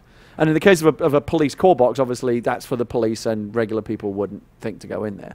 But the idea was that at some point on the Doctor's adventures, the chameleon, when the TARDIS was in the form of this police box, the chameleon circuit became damaged and it got stuck in that form and he's never been able to fix it. Wow, so now everywhere it goes, that's what it looks like. So he's not that great an astrophysicist then. Well, I mean, he's pretty smart, but I think that it's either damaged beyond repair, and again, all the Gallifreyans are dead. Like he can't call tech support anymore. They're all gone. Just can't be asked. Yeah. Okay. What type of crimes does he solve? Well, I mean, there's any number of evil people and alien species out there, like the Daleks and the Cybermen. The Daleks are the trash cans? Constantly looking to fuck shit up. Yes, they're the trash cans. With the plungers. Yes. Okay. We see them at Comic-Con a lot. Yes, very, very. They are basically kind of the biggest and most famous of all the. They're pretty Doctor's scary. enemies. Yeah. When I was a kid, I was terrified of them. They're not so scary now. I used to be scared of Lou Ferrigno. I know what it's like. But I mean, so what else do you want to know? In terms of the cultural relevance, I assume like the David Tennant reboot of Doctor the modern. Christopher Eccleston came before before David Tennant. Okay, so when they get there were many Doctors. So in the 50s when it first started, it started with William Hartnell. And I'll see if I can do them all from the top of my head. But I bet you can. Pull up the list. I'll fact check you. You can pull up the list of the Doctors in order, and I will see if I can do them from memory. And you can see, it's like being a Boy Scout. You got to remember the 12 points of the Scout law. So they write the actors leaving the series into the fiction as he dies and regenerates as new actor. Yes, when an actor wants to leave or time's up or they want to refresh the series. I mean, obviously, it was a plot point that was kind of invented to enable them to be able to move through. It's very clever. Different iterations. But even the current Doctor now is all the other ones. So whatever happened to William Hartnell back in the 1950s, he still has those memories. He just looks like Dax. He regenerates into a new body, but his spirit, brain, whatever, is the same guy. And do the actors kind of act that way? Like there's a different personality each time as well, but they have all the memories of the previous Doctors. So it's like Dax. They're all technically the same person. Dax is very the much Doctor. very much like a Trill. Okay. So then the companion is just his saucy lady friend? Usually a fruity, comely young lass. Was she like a counterculture person along the way in the old days? What's that? Was she there to represent the counterculture and get the kids involved? There have been different. Yeah, I mean. Okay. So the Doctor typically, the first Doctor, William Hartnell, was kind of a crotchety old man. Okay. And I don't know I think the Doctor, even from the William Hartnell, they always had these young companions. Is the companion always the same person, or is it a different person? No, it's always he just picks up different people along the way. So he picks up a hitchhiker, basically. Yeah, it's always just some young person that gets caught up in events, and then if the Doctor likes him, he says, "Hey, do you want to come with me?" Okay. And help me out, and then they'll help him out for a while, and then they'll eventually go away or die, and then he'll pick up someone else. And there's some legacy there too, like some of the companions are children of other companions and stuff like that. I'm not sure if they've ever done that. Okay. But he's mostly had young female companions, or they're the same person from different points in the timeline or something like that. I read a Wikipedia page once. I'm an expert. So William Hartnell was the first. That is correct. Then Patrick Troughton. That is also correct. Then John Pertwee. Yep. Tell us which one are your favorites. Rate them. Then Tom Baker. These guys only had really short runs. Some of them. Some of them were very short. Tom Baker ran for a long time. Tom Baker. So everyone basically it's like how you think the music from your decade is the best music. Yeah. Tom Baker was the Doctor that I grew up on in the late. What was his run like? Late 74 to 81. Right. So 74 to 81. That was I was 2 years old to 9 years old. So that was pretty much prime Doctor Who time for me. He's a big curly haired dude. Doctor Who. He was the guy with the really long scarf. Yeah. When you think of the Doctor, with all the Doctors that they've been, the Tom Baker Doctor is like the quintessential. That's the one that people remember. So because he was, almost everybody will agree. He was the guy with the long scarf and the coat, really long scarf and the sonic screwdriver and K9. Don't remember. You know how like in James Bond, like all the coolest shit you remember is all from Goldfinger. Like all the best James Bond stuff is actually from that one movie. All the coolest Doctor Who stuff is actually just from the Tom Baker years. So and they'll kill them in the middle of a series. So like it'll be like episode 6 of a series. He dies, and does the new Doctor come in that same episode? I think in the past they could die at any time, but typically in the new generation, they typically die at the end of and regenerate at the end of a season. So Tom Baker, who again 99% of people will tell you that's the best Doctor. Peter Davison. That's correct. Colin Baker. Now, no relation. Wait, hold on. Colin Baker is the 6th one. The Wikipedia entry says that there's a guy named Richard Herndell who replaces the first Doctor during the 20th anniversary special when they show up, when all 5 Doctors appear. But the 5 Doctors, they couldn't get them all. Yeah, because one of them had died. Yeah. But that's kind of like counting David Niven in Casino Royale as James Bond. Like technically, but like nobody really thinks of that. Okay. Colin Baker, Sylvester McCoy. Yep. Paul McGann. Yep. Who was just in that one TV movie, but has to count because they saw him regenerate from Sylvester McCoy. So they wasted one of the 12. They wasted a Doctor on one bad American TV movie. Yeah.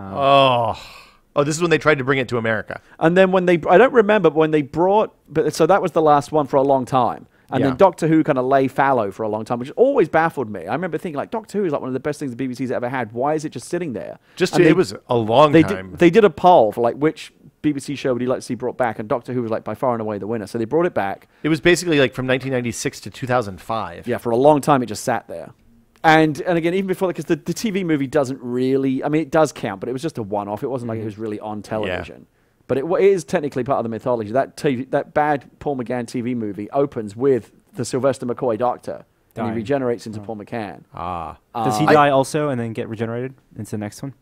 So Paul McGann, I can't remember how the TV movie ends. I think Paul McGann is still around, and then I don't remember, but I think when they brought the TV show back with Christopher Eccleston, I can't remember if they brought Paul McGann in to regenerate from him. So this page does not list Paul McGann in the Christopher Eccleston reboot. Okay, so they probably just never showed. They probably just said he died. I think so. He regenerated off camera. Yeah, but Paul McGann is definitely one of the Doctors. Like he counts in the number. All right, and in the modern, like we're talking about the reboot. 12th Doctor now instead of the 11th because Paul McGann was one of those Doctors. Okay, so that Paul McGann was the 8th Doctor. Then Christopher Eccleston. So 9, 10, 11 is the modern era. And everything Christopher Eccleston on is the modern era. So Christopher Eccleston, David Tennant, who did it for quite a long time. Yeah, like Christopher Eccleston was just a few months. He only did it for one season and just wanted out. And then Tennant was like 5 years. And Tennant was the one that, in the modern age, he's the one who is most, I think, beloved among the young people that don't really know the previous generations of Doctors. He's the baker of the modern. And then Matt Smith, who was very popular,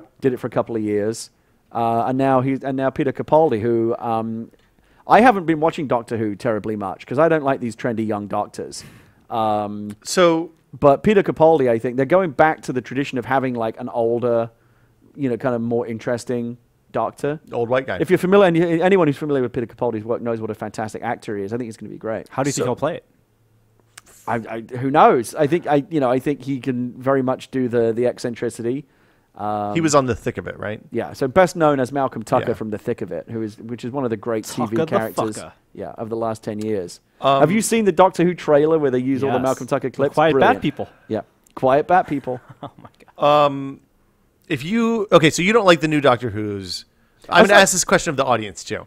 If you want to get started watching Doctor Who, you have no previous experience, should you just jump in with the Chris Ecclesworth stuff?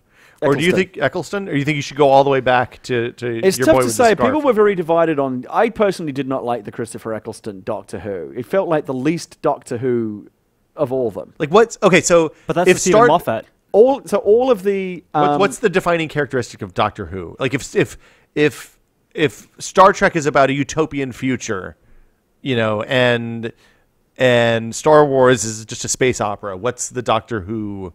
Like what's the overall? So the Doctor through all his incarnations, and again, this is where I think the Christopher Eccleston one kind of missed it because he tried to ground him a bit more. The part of the fun of the Doctor is he's a bit mad, he's this kind of wildly eccentric genius, like fish out of water kind of thing, or just mad, just crazy, just a bit nuts. Okay, he's very eccentric, very kind of. He's been doing it for so very long. Very wacky, but extremely smart. Obviously, I mean he's a science genius, and has been around forever. But there is this dark side because there's actually the one episode of the Christopher Eccleston series where they finally bring back the Daleks because they waited. They didn't want to bring the Daleks back right away. They were trying to save in that. So like midway through the Christopher Eccleston series, they did the episode where the Daleks come back, and that's actually a really good episode because it gets really dark and you realize just how much. It's easy to laugh at the Daleks because they do look kind of like they do look a bit silly, but they are in the mythology of Doctor Who terrifying. I mean, they're really powerful. They're kind of like the Borg. Okay. They're Doctor Who's version of the Borg. All they want to do is destroy fucking everything and conquer everything all the time. And they're completely remorseless. And they're led by this guy called Davros, who is kind of half human, half Dalek. And he's all fucked up. This is why Tom Baker was the best one, because he was never afraid even of Davros. I still, as a kid, remember this great moment where Davros explains at length his plans for the Daleks to take over the universe, and Doctor Who responds by just saying, have a jelly baby, because he used to eat jelly babies, and would frustrate Davros because he wouldn't take him seriously. I mean, like, living forever is not, it seems like it would be nice until you think about it a little bit, but everybody he's ever known has died. So this is what I think mythologically they have to figure out something here, because technically I believe the Doctor is only supposed to be able to regenerate 12 times. Oh, so this is it? He's like a cat that's used up all his 9 lives. So I think they'll obviously, as long as Doctor Who Wow. continues to make huge amounts of money for the BBC, which it Yeah. certainly is doing. And it's the writers and They creators will find a way around that. of the Sherlock show, Stephen Moffat. Yeah, Stephen Moffat. So it was Russell T Davies that first brought Doctor Who back in the modern era, and then he left, and Stephen Moffat came in and has continued under him. I think the most I've seen of Doctor Who is that guest cameo they had in Extras, where Ricky Gervais. He played a Doctor Who villain. He plays a villain, and then David Tennant does that corny line about like, "I'm using these common ingredients, otherwise known as salt," or something. Yeah. Because he's a giant space slug. Yeah, of course. So is that the tone of the show? Well, they're doing. Yeah, I mean, it's like there are times when the show is legitimately dark and scary. I mean, like again, as a kid, it was well known. I mean, this is a kind of a famous thing in the UK that if you grew up in like the 70s or 80s, you watched Doctor Who like hiding behind the sofa because the Daleks were fucking scary. Yeah. Really scary. Yeah. And again, you look at it now. This is why you're asking me like, how would you go back? Like, I would say technically the Tom Baker Doctor is the best one ever. But if you go back and look at those shows, you know, the walls are kind of on the verge of collapsing at any given moment. It looks like a soundstage. You can go back and watch episodes of Doctor Who that were written by Douglas Adams. I know. Wow. Well, and there's a whole secret episode that never aired, and there's all sorts of because he worked on that along with Pythons. There were Pythons. Yeah, I mean, it's really hard to get. Right? It's very hard to get an unbiased view. Everyone likes. Again, I was fortunate to be born into an era where Tom Baker was the Doctor because again, most unbiased Doctor Who fans will tell you that was the greatest one ever. I personally also liked Sylvester McCoy, Colin Baker. I can do it for William Hartnell, Patrick Troughton, both very well liked. They were kind of darker and more serious Doctors. But again, black and white, very, very crusty special effects, kind of hard to engage with. But John Pertwee was the first one that kind of brought the eccentricity to it, I think. Tom Baker just his name's Pertwee. Of course, he's going to be eccentric. Tom Baker, absolutely golden age. Yeah, just the best that Doctor Who's ever been. Peter Davison, who followed, somewhat well liked, but you know anyone following, kind of the Roger Moore. Like good in his own way, but But how do you follow Sean Connery? It was that kind of vibe. He was good. I liked him. Colin Baker hated, just shit. Just probably one of the worst Doctors. Killed ever. Doctor Who. Tried to be too much like. I think because he's I'm Baker, Tom Baker. Just tried to be too much like the Tom Baker Doctor, and he just didn't have it. Like karaoke, bad karaoke. Sylvester McCoy, I actually thought was a very good choice. So people are very mixed on Sylvester McCoy.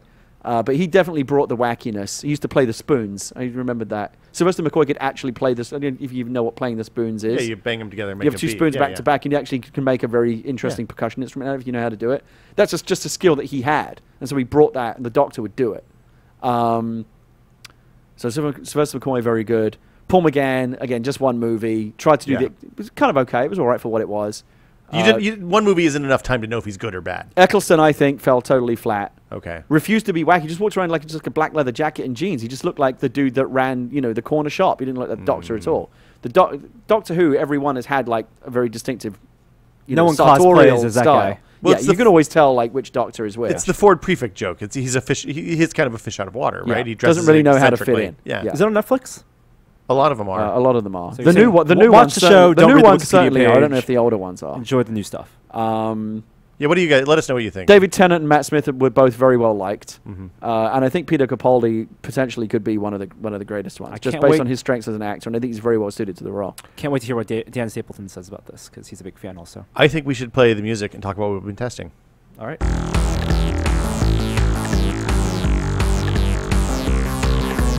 I'm kind of dreading now the number of because I'm sure I got like 20. 90% of what I said about Doctor Who was accurate, but I probably got a few things wrong, and I'm going to get some grief.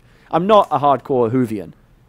Gary's Twitter address is @GaryWitta, and you can send him feedback there. But I bet you I have more people backing me up on my opinions of You Tom did pretty Baker well. I feel like you from what little I know of Doctor Who, I feel like you hit the high points there. Tom Baker had the sonic screwdriver, which has been brought back again and again. Yep. He had K9, which I don't think they ever have brought back. Is it a robot dog? It's a robot dog. Yeah, it didn't work on Battlestar much I like either. Kit 10. What's Kit 10? That's the South Park Cat spoof on dog. K9. Really? Kit 10. Huh. Yeah. In the Alan Partridge mythology, Alan Partridge buys the rights to K9, which are separate to Doctor Who. What's Alan Partridge? Oh, let's not go down that road. Okay. We'll do that one off the air. Okay. Have you never seen any Alan Partridge? Oh my goodness, you're missing out. Oh, the radio thing. Yeah, of course. Aha! Steve Coogan. You never seen that? No. It's coming back as a movie. Yeah, it's not being shown here, which I'm very disappointed by. You you'll be able to get it. I'll lend you. I'll lend you a couple of my Alan Partridge DVDs, and you can enjoy more them. stuff that I can not have time to watch. Yeah. But yes, Yeah. Because then I lend you the whole run of the thick of it, and you haven't watched any of it. I watched the first like 10 minutes of the first episode, and there's inertia that fights against English comedy in my house. The baby doesn't like it. It's a shame. Norm appreciates it. I know. I Norm like knows the how good UK it Office. I like the UK Office. Fine, it was great. What we've been testing? You want to check in with the Nexus 7, Norm? Sure. Still good? The first one so you good. had a dead pixel, right? The first one had a whole row of dead pixels. That's not good. A whole column. Of dead But they pixels. fixed it in like 2 days. Yeah, Amazon good for fixed it Amazon. in 2 days. Amazon. And it is a lovely tablet. I was just playing it for the first time today. I love the fact that because it's so elongated, like it's very narrow. Yeah. That it's very unlike even the iPad Mini. Even that is kind of a stretch just to hold. You still hold it with your thumb. And a lot of yeah, people, but to like hold it like that.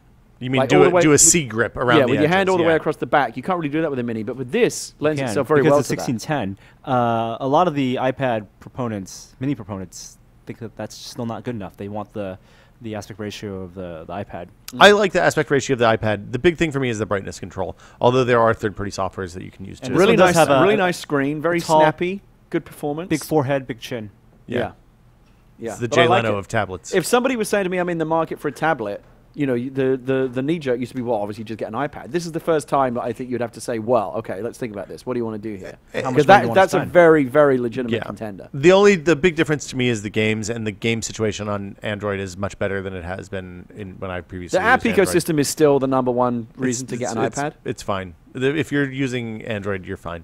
Like, it's good. The stuff there is good stuff there. But the things price you point on miss this, are things like Tweetbot and iOS exclusives. I think this is the first, you know, I hesitate to say iPad killer because the iPad's not going anywhere, but the first really legitimate Don't say rival. iPad killer. I'm not Never say iPad killer. I spent a lot of time with the Oculus this week. I'm jealous. I wish I had one. So I went through and downloaded about 50 or 60 of the shipping tech demos, Yeah. experiences. What are the best ones? Well, we're going to do a video. Okay. How do you possibly communicate that in a video? Well, you You can have pipe it. Yeah, so we pipe one screen out, and then there's a shot of like Norm and me and whoever else is But here. I've seen what the screen output looks like, and it doesn't even come close to what You the have to use experience is. words. You know, Yeah, you have Yeah. to paint a word picture. paint a word picture. High points are the more polished stuff. So I played Half-Life 2, a fair amount of Half-Life 2, which I haven't played in a long time. I definitely want to It's try that. official now. They like that you do VR on there's a beta that you can Wow, install. I gotta check that out. I was really bummed that Euro Truck Simulator doesn't support it yet, because that seems like it would be perfect, because you can kind of look left and right over your I mean, shoulders, there's check your so corners, many stuff like that. applications for it. Lunar Flight, which is a indie game that kind of seems like you're flying like a LEM, like a lunar lander, but Yeah. it's actually a updated version. It's about cargo hauling and fighting and stuff like that. Is awesome. I really want to with the- try with the that Oculus. FPS that the Eve guys have come up with. Yeah, I don't think it's out yet. The Dust thing. It's only at conventions. But the Yeah. idea that you steer the ship with the sticks, right? But then you've got free look around the cockpit. Yeah, is so- really cool. So the stuff that has been best so far, the Lunar Flight and a couple of the other demos that I won't get into, are things that literally you're inside a cockpit. Your position is relatively fixed, and you use your head to look at different screens inside the Right. cockpit. What's the ISS demo? So there's a couple of space things that are pretty good. One is called Spacewalk, and it is literally just like you leaving an airlock on the ISS. Can you imagine Gravity? It's The very, game it's in very Oculus it's- Rift it's mode? similar. That is because Yeah. you have to use your propulsion, and Yeah. you could. I'm telling spiral you, out of control. this is gonna change everything. I've said this so many times, and it sounds like hyperbole to everyone except other people that have put the goggles on. It is nothing short of revelatory. It's the most impressed I've So- ever been by anything. So even after spending a lot of time, revelatory. Revelatory. I'm not going to get into this. It's a trap. This is where we're gonna have to be opposed because it's. There's still a real hard time limit on the amount of time that people can play, and the motion, the nausea stuff, like it affects different people dramatically differently. Yeah. So like I can go for a really long time. Even for going for a really long time is still only like 4 hours before a combination of like eye strain and kind of mild. Well, I mean, like it's like tantric anything. You Oculus. probably shouldn't be playing any game, even in front of a regular flat panel, for more than 4 hours at a time. It's easy for us to say because we have kids, and it's not realistic that we're ever going to get to play games for 4 hours at a time again. But most of the people I know that would be interested in buying a $300 set of VR goggles are not going to be stoked about having to take breaks. when you're playing a game. It's probably best that you I do. understand. I agree. Particularly as we get into like holodeck addiction and that whole rabbit hole, because people are, I'm so chafed. This I'm is so chafed. This is Ready Player One. This is surrogates. People are not going to want to take these things off. They're going to live. They're just going to sit there getting bed sores in their chair. I need a food pipe. Yeah. Telepresence and a machine, poop hole. and that's it. Yeah, it's idiocracy. You have the recliner with the toilet. Have you seen that this trailer for that Spike Jonze movie? Yeah. The one where he falls in love with Siri, and he falls in love with Scarlett Johansson being his computer. I liked it better when it was called Electric Dreams. Was it called Electric Dreams? Oh, is it a Philip K. Dick reference? No. Oh, what's Electric Dreams? Do you not remember that movie? No. We're discovering all sorts of holes in my pop culture. So in the 1980s, when the idea of having a computer in your house was science fiction, yeah, there was this movie called Electric Dreams. You don't remember the themes music with Giorgio Moroder? No. Together in Electric Dreams? Oh my God, you guys missed out. Norm, sorry. Do you know about this? So he goes to a store and he buys a computer and puts it in his house, and he wires up everything in his house to it so it controls the house. Okay. And there's a AI personality in there, this female. And it starts messing with his life and gets jealous. He brings a girl home, and the computer gets jealous of the woman that he's brought home. It's weird. This is basically that, but presumably done properly, because we actually now understand what computers are capable of. I don't think it's done properly. I think it's still. It'll be a fantastical journey through love and digital Scarlett Johansson. Yeah. Yeah. So yeah, parody. There is a ton of neat stuff out there, and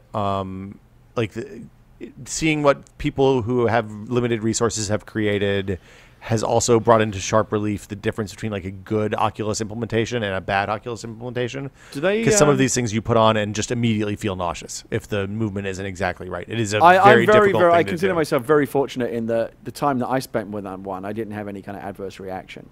It usually, for me, it takes 20 or 30 minutes on most stuff. Although when you have things where your perspective is changing and it's not in sync with your head, like it gets real bad real fast. Like I can show you a thing that will make you feel bad within moments of putting it on. Yeah. Show you a lot of stuff that will make you feel bad within moments. No doubt. Along with that, I also tested out the Razer Hydra. What's that? So it is, I don't have the controllers here, but it is a... Is that the thing with the two sticks down there? It's the thing with the two sticks, and it uses magnets, an electrical field to determine orientation. And so far, it's been a complete piece of shit that just doesn't work. It came out about right when Portal came out, and it came out a year after Portal came out. No one's really cared. Yeah, it's not been good. I'm gonna RMA this one and get another one that hopefully isn't broken. You know what I'm interested to try is that Disney thing that lets you feel objects with like directional puffs of air. Did you see that? I haven't seen that. Yeah. Oh, really? That sounds. You create the illusion of like sensory touch. That's interesting. In just with very kind of highly directed jets. Sounds very cool. Air jets. Haptic. Air puffs. Yeah. We also tested the Leap Motion. Have you? You took it home, Norm? Did you get to try it? Yes, I've installed a bunch of stuff on it. Still in the process of testing. I have had really hard. So the Leap Motion is the thing. It's a little square box that you put in front of your monitor, and it's Kinect, right? But just much more. No. It's IR sensor from bottom up. The field is about. It's kind of like the U-Force. 2 feet wide, but you have to be very precise over it. It makes a field in front of your monitor that you can do touch stuff, gestural stuff into. Right. My problem is that if you have overhead lighting or anything reflective on the ceiling, it doesn't work. So like over our desks here at the office where there's these air ducts, it's fucking useless. Oh, okay. At my house it was okay, but I found it really weird to hold your hands up in space. All right. They're very tiring. Let's see. XSplit, I've been experimenting with streaming games because that stuff's really easy to use now. There's a couple of different software options, and I've been testing that stuff out, so we'll write it up. What's the best one? Well, XSplit's great, but you have to pay for it, and it's like an annual subscription. What it's like about the $20 a year. Orp one? UBS is the one. Yeah, UBS. Or UB something. I installed that last night and had trouble getting it to work. I'm going to mess around with it a little bit more. I think that's the one that people love the most. I mean, there's a free versus $30 a year is pretty compelling. $30 a year. And then the other option, the nice thing about XSplit is it lets you do things like integrate camera and additional inputs and stuff like that. So there's pros and cons to each. It depends on how serious you are about it. Do you want to take some questions? Oh, wait, I want to talk about testing. Oh, what have you been testing? Well, Gary? I just wanted to say I read Norm's review of the Chromecast, Yeah. which I thought was good. Have you been testing it? I mean, I didn't think the Chromecast was good. After the initial hype of it, I thought it was, So- I kind of looked at that going, this doesn't seem as good as people are making out. And then I read Norm's review and it kind of highlighted all the We should talk reasons about that I that. was wary about it. Because I've had a little bit of a different experience with the tab streaming than you have. Yeah, tab streaming shit. I had an okay experience with tab streaming. Is this something you're going to use? Like AirPlay, compared to AirPlay, because AirPlay is the AirPlay mirroring. I don't ever use fully AirPlay mirror your mirroring because the desktop, right? performance It is only mirrors terrible. what's in Chrome. Is that correct? What's It that? doesn't fully mirror your desktop. You it can only mirrors fully. what's in Chrome. There's an experimental mode that lets you mirror your desktop, and that's even worse. That was really bad. Yeah. But the tab mirroring I used to play full tab video, like HBO Go video or something like that, and that worked fine. And none of that is blocked. There's no way for them to really block it that we can tell.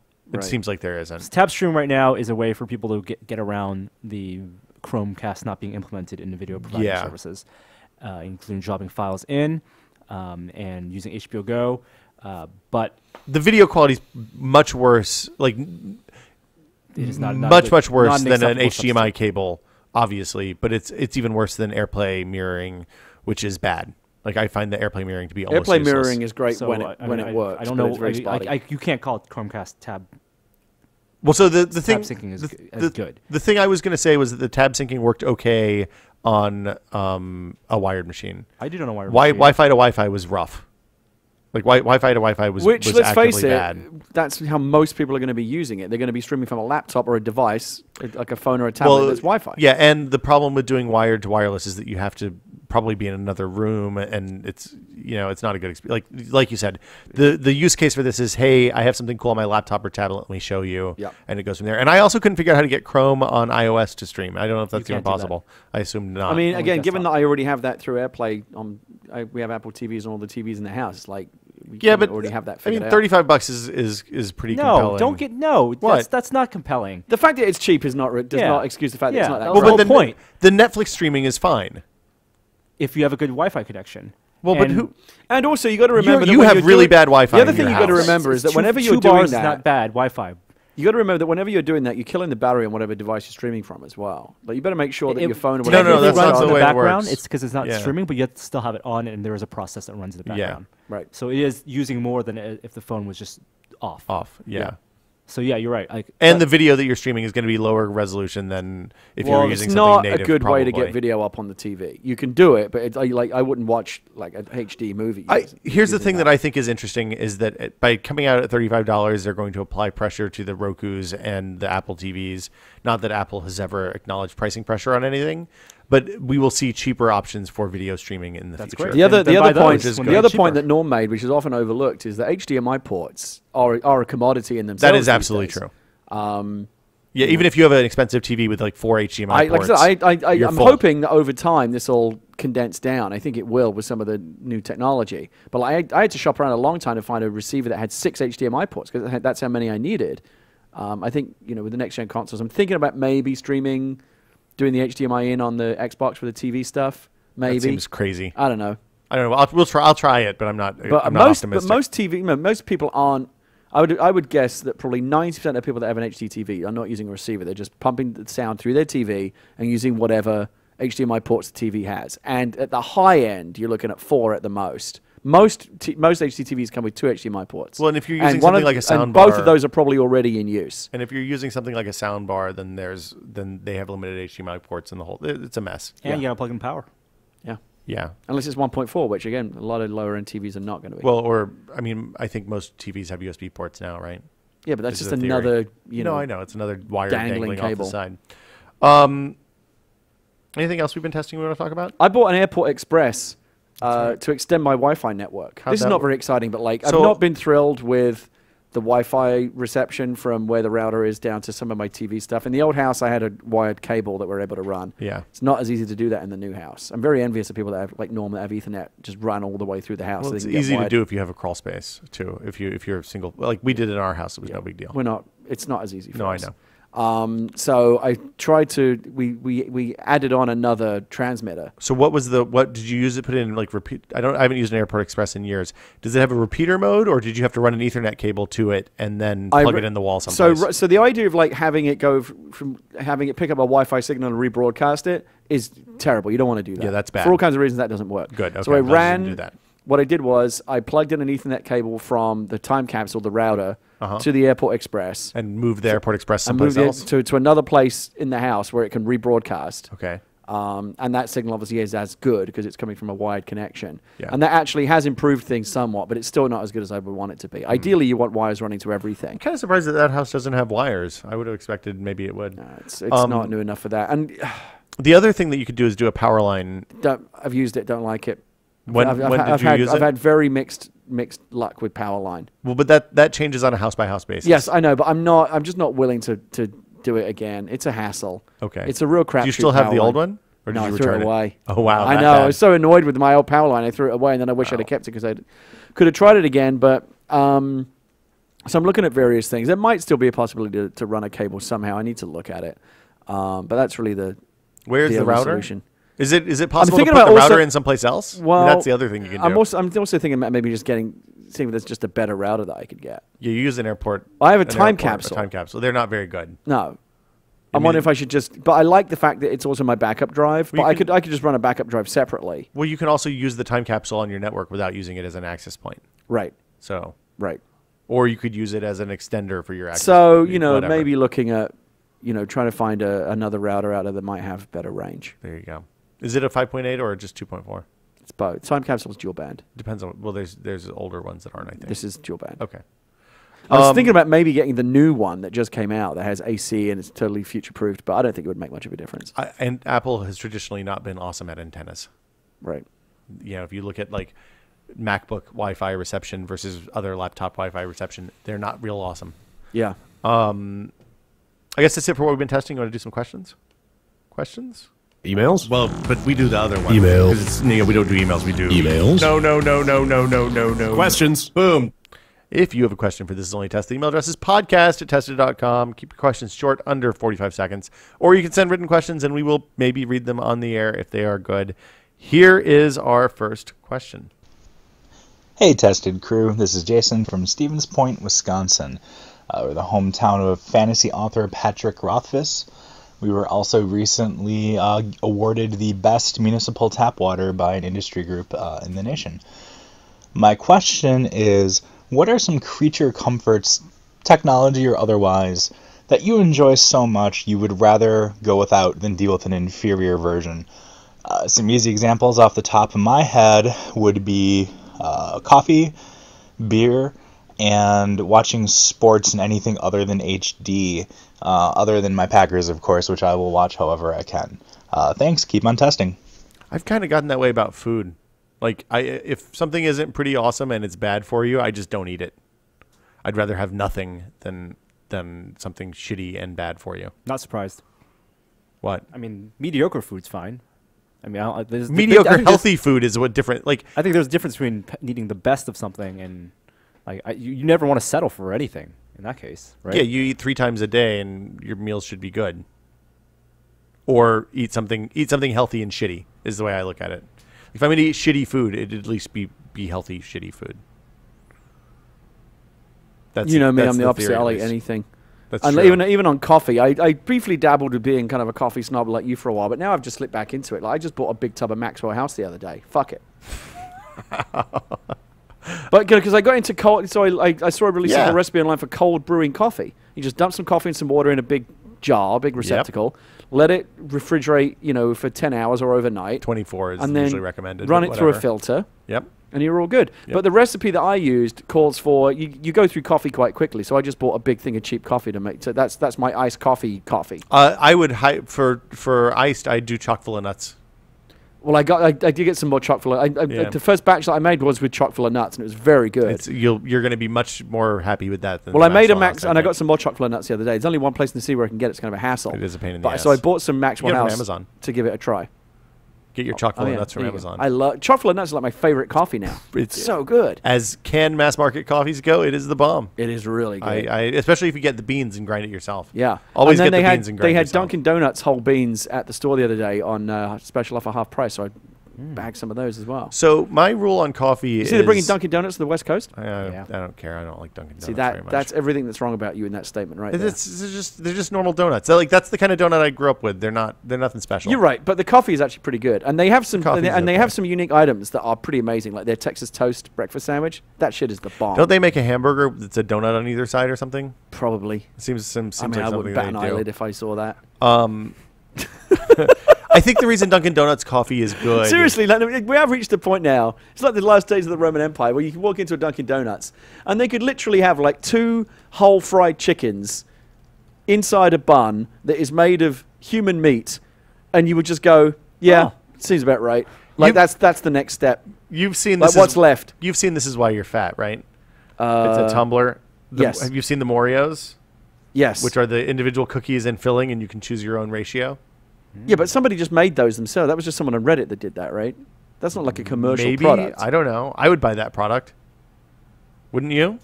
I think Pop-Tarts are the worst. Pop-Tarts are pretty for the bad. market penetration that they have, and then you look at how bad they are for you, and they're not even that good. That's the exact kind of thing we're talking about here. Yeah, like my basic policy is, I'll eat something that's bad for me if it's awesome, but if it's shitty and bad for me, avoid, and then eat something healthy instead. I picked up what did I pick up the other day? I picked up something at the supermarket that looked kind of good, but I looked at the stats and I'm like, you know what? I do allow myself to eat a certain amount of shit. Yeah, of course. You know, because I think you Cheat have days. to. Otherwise, you just kill yourself if you can't ever, enjoy a chicken and a biscuit every now and again. But if I'm going to eat shit, I want it to be shit. If you eat the stuff that you know is bad for you, it's not even that good, then you just end up feeling horrible. You're like, what was that even for? You know, And a Pop-Tart is pretty much the embodiment of that. You I just think. never feel good after eating a Pop-Tart. It's like eating McDonald's. Just doesn't. I feel okay about eating McDonald's. Yeah. Except for the McRib. I always feel guilty after eating a McRib. You know, I had the Burger King You haven't been on so long. We didn't get to talk about this. I ate one of the Burger King McRibs because I was in a Burger King situation. Yeah. They came out with their Ribwich or whatever it's Yeah. called. It was really, really bad. Yeah. It was not a good sandwich. It wasn't slathered in the sauce. It had a pickle and some grilled onions. I immediately exactly regretted like eating Burger that. King is like the knockoff McDonald's. They've tried to copy everything, but they just don't They have do a it better as chicken well. sandwich. Yeah, I think I think their Their burgers chicken are better. sandwich is all right.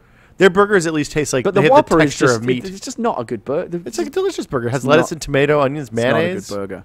My new favorite burger is the Big Carl at Carl's Jr. That's a good burger. I can't do Carl's Jr. Now I'll go to Hardee's and get biscuits. That's Carl's Jr. They don't do the biscuits at Carl's Jr.'s, only at Hardee's. Ah. It's a real bummer. Did you see the bacon taco where the shell is a slice of bacon that has been fried in the shape of a taco shell? How do they No. get that slice? It's called the Baco. Is it like just ham? I'm thinking about going and checking out Thin Five sliced Guys. bacon. I put a question up on Oh, Twitter Five a Guys is couple of pretty weeks ago good. about Five Guys, and it was the most divisive thing I think I've ever posted. It's okay. It's- Yeah, it just again, it doesn't seem like it'd be like, It's not oh, worth the that was like drive. 50 million calories, and like I just don't feel good about it. It's for volume eaters. So this Yeah. is one of the things we've. Everyone said get the small fry because it's like a sack of fries. It is It's just ridiculous. You can share a small fry They with like 3 put people. the thing of fries in your bag and then pour more fries in the bag because they know that people like the fries that spill over. And the like, bur- the cheat fries. The burgers come out in like a kind of glutinous chunk of cheese See, and this doesn't bacon and sound meat good. and bread. We went to In-N-Out the other day because we realized that we live close to an In-N-Out. Like, why the fuck are we not going there? Secret of that In-N-Out is to always get the fries light well because they undercook them there. I like the fries. In-N-Out fries are very divisive, but I like them a lot. If you eat the fries in the store, they're okay. If you want to take them with you to home, then you got to get them cooked more. Should we? I don't have any more questions. I only had one this We week. answered this I guy's should say, question. since the guy brought it up, very big fan of Patrick Rothfuss. His books are like, whenever people say to me just randomly, like, give me a recommendation on a book, like, that's my go-to recommendation every time. I feel like I told this story before, but when I met him at Woodstock last year, I completely like fanboyed out and almost squeed. Yeah. And I was just like, your books are fantasy books are usually really bad, and yours are good for They're the books, best. not They're just so fantasy well books. written. I mean, it's like a masterclass in how to write prose. They're phenomenal. My friend Eric is the guy who's now going to adapt it as a TV series. Well, he better not fuck it up. or I'm else sure he won't. people He's are a gonna big hate fan him. of the books. I'm sure he's going to do it right. Yeah, books are gorgeous. Yeah, but read, so people know what we're talking about, The Name of the Wind by Yeah. Patrick Rothfuss, and then once you've read that, you'll want to read The Wise Man's Wise Man's Fear, Fear. and he's working on the third book now. He announced that at Woodstock. He announced it at Woodstock. Yes. And he read his children's book too, which was pretty dark and fucked up. Yeah, I've got his. He sent me a copy of his children's book. It's really cool. Patrick did? Yeah. Oh, that's nice. I've corresponded with him a little bit. Oh, okay. The thing that I would do that for is coffee. I don't. If the coffee is shit, I just don't bother. We kind of knew that already. That. And really, most things that you can put in your face, you're very particular. Not that. I mean, food. Yeah, you are. I'll try anything on food. You won't try anything. I have tried many things. But, I'm not going to go back for more if it's no good. Well, it's two sides of the coin. If you can eat really well. Would you try the Taco Bell breakfast waffle taco? Probably. I've eaten a fair number of. I've eaten more Doritos tacos than I care to admit. Oh, those are good. Have you seen now that the circle has come full around now? They've got Doritos taco Doritos. And no, taco flavored Doritos were a thing. You could get taco flavored Doritos when I was a kid. But it's not taco flavor. It's Doritos taco. Dorito tacos flavored Doritos. It's like Street Fighter, the game of the movie of the game. Like it's just gone completely incepted. I think it's the shell's bigger. Yeah. And you get both flavors. You get the Cool Ranch and the nacho cheese. I love that. The only thing that they could do to make that better is make Frito taco shells. Man, I want some Cool Ranch Doritos tacos right now. I would totally go get I some. wish that they would. I don't want to live in a police state or a nanny state, but I do to some extent wish that they would ban fast food ads after 9 o'clock at night. Because I'm sitting there and I'm like, I could kind of snack on something now, but I probably shouldn't. And it's like the Harold and Kumar thing. You're 10 o'clock at night. Come to Taco Bell and eat this fucking thing, and you're like, oh, that does actually look good. And then you're fucking hungry. You weren't hungry 30 seconds ago. Nope. And the only time Jack in the Box ever seems like a good idea is like 11:30 at night when you're watching Letterman or Fallon or something, and you're like, oh man, I could totally go for like six shitty tacos. It's only the fact that shit is so like, it would be a real hassle to like go get it. But if there was like a Taco Bell on the corner of my street, it's a 10-minute walk to Taco Bell from my house. It's really bad. When I first moved to San Francisco, a friend of mine looked at an apartment that was above a Boston Market, and we were like, "This is both the best." I wouldn't be here today. Yeah, you would have died. I would have died of chicken because that food is cheap and it's good and it's really really bad. They started doing ribs at Boston Market now too. You can get a rib and chicken combo. And when Gina used to travel a lot, I would go to Boston Market and buy like 2 chickens and a quart of mashed potatoes and eat for 4 days probably. That is good chicken. It's good stuff. Yeah. I guess that'll do it for us this week. We got a ton of great stuff on the site.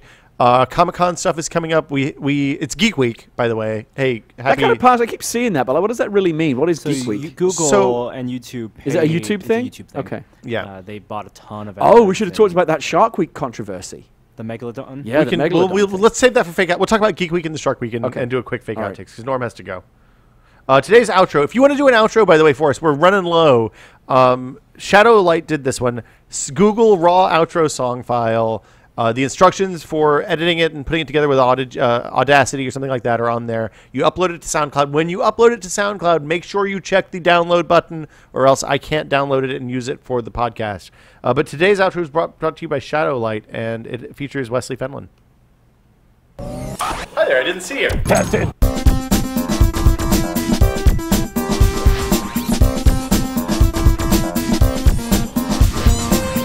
Long, but it's not so wide that like I've actually had other ones that it's problematic when you're trying to plug in. I'm going to make a prediction. Yeah. And my prediction is that your quote from earlier, where you said I can show you something that would make you unhappy almost immediately. You think that's probably wind up in an outro song. I can see that. We were going to talk about so the thing about Geek Week is this is like Comedy Week that YouTube. It is the same idea. Weeks now, okay. And basically, what they do is they say, "Hey, if you pitch ideas to us, if we like them, then we will promote them on our Geek Week page." And because they promote that Geek Week page all across YouTube, it gives you a better chance of having like viral success on. I air quoted that, by the way, if you're listening to the audio version. Viral success on videos, which means that we can do things like, instead of the Wall-E video that Norm did with Mike McMasters, would have been something that we maybe didn't spend as much time editing or producing or drive 4 hours out of the way to go shoot, except for we knew that YouTube was into it and it was going to get guaranteed promotion. So it makes it a little easier for us to take chances on Yeah, and that got picked up in a bunch of places. I saw that on Yeah. MSNBC and Chris Hayes. local news. Yeah. Yeah, and it worked out. So we saved some of our Comic-Con stuff for that. We did that Wally video, obviously, on the way down to Comic-Con. We have Adam's Akbar cave video, like the making of the Akbar costume, and the Akbar Adam Incognito, where he walked around. And did you see the Akbar mask? It was amazing. Yeah, it's incredible. I mean, Norm did a wonderful job taking pictures of it. I think it looks better in video than, like, when you see it actually moving. It Does it sells a actually whole different thing. Not good It's enough not for articulated. Okay. Yeah, he couldn't get the mouth moving. Yeah, he didn't have time to get the mouth moving. But that stuff is coming up this week. Tomorrow. It's Friday. And then we have some more stuff from that trip. We went to a prop store and all sorts of other cool stuff that'll be up in I wonder the if next the guy week or who so. did the voice for Admiral Akbar is still around, because that would be awesome. Who did the voice for Akbar? It's somebody famous. Is it? Hold on. Eric Bowersfield. Yes, It's nobody not someone famous. And I wonder how much post-processing they may have done, or if in fact he can just do it like in camera and just do that voice, because that would be the best. I love the Admiral Akbar voice. I've always tried to do it, but I've never really got it down. I bet he can just do it.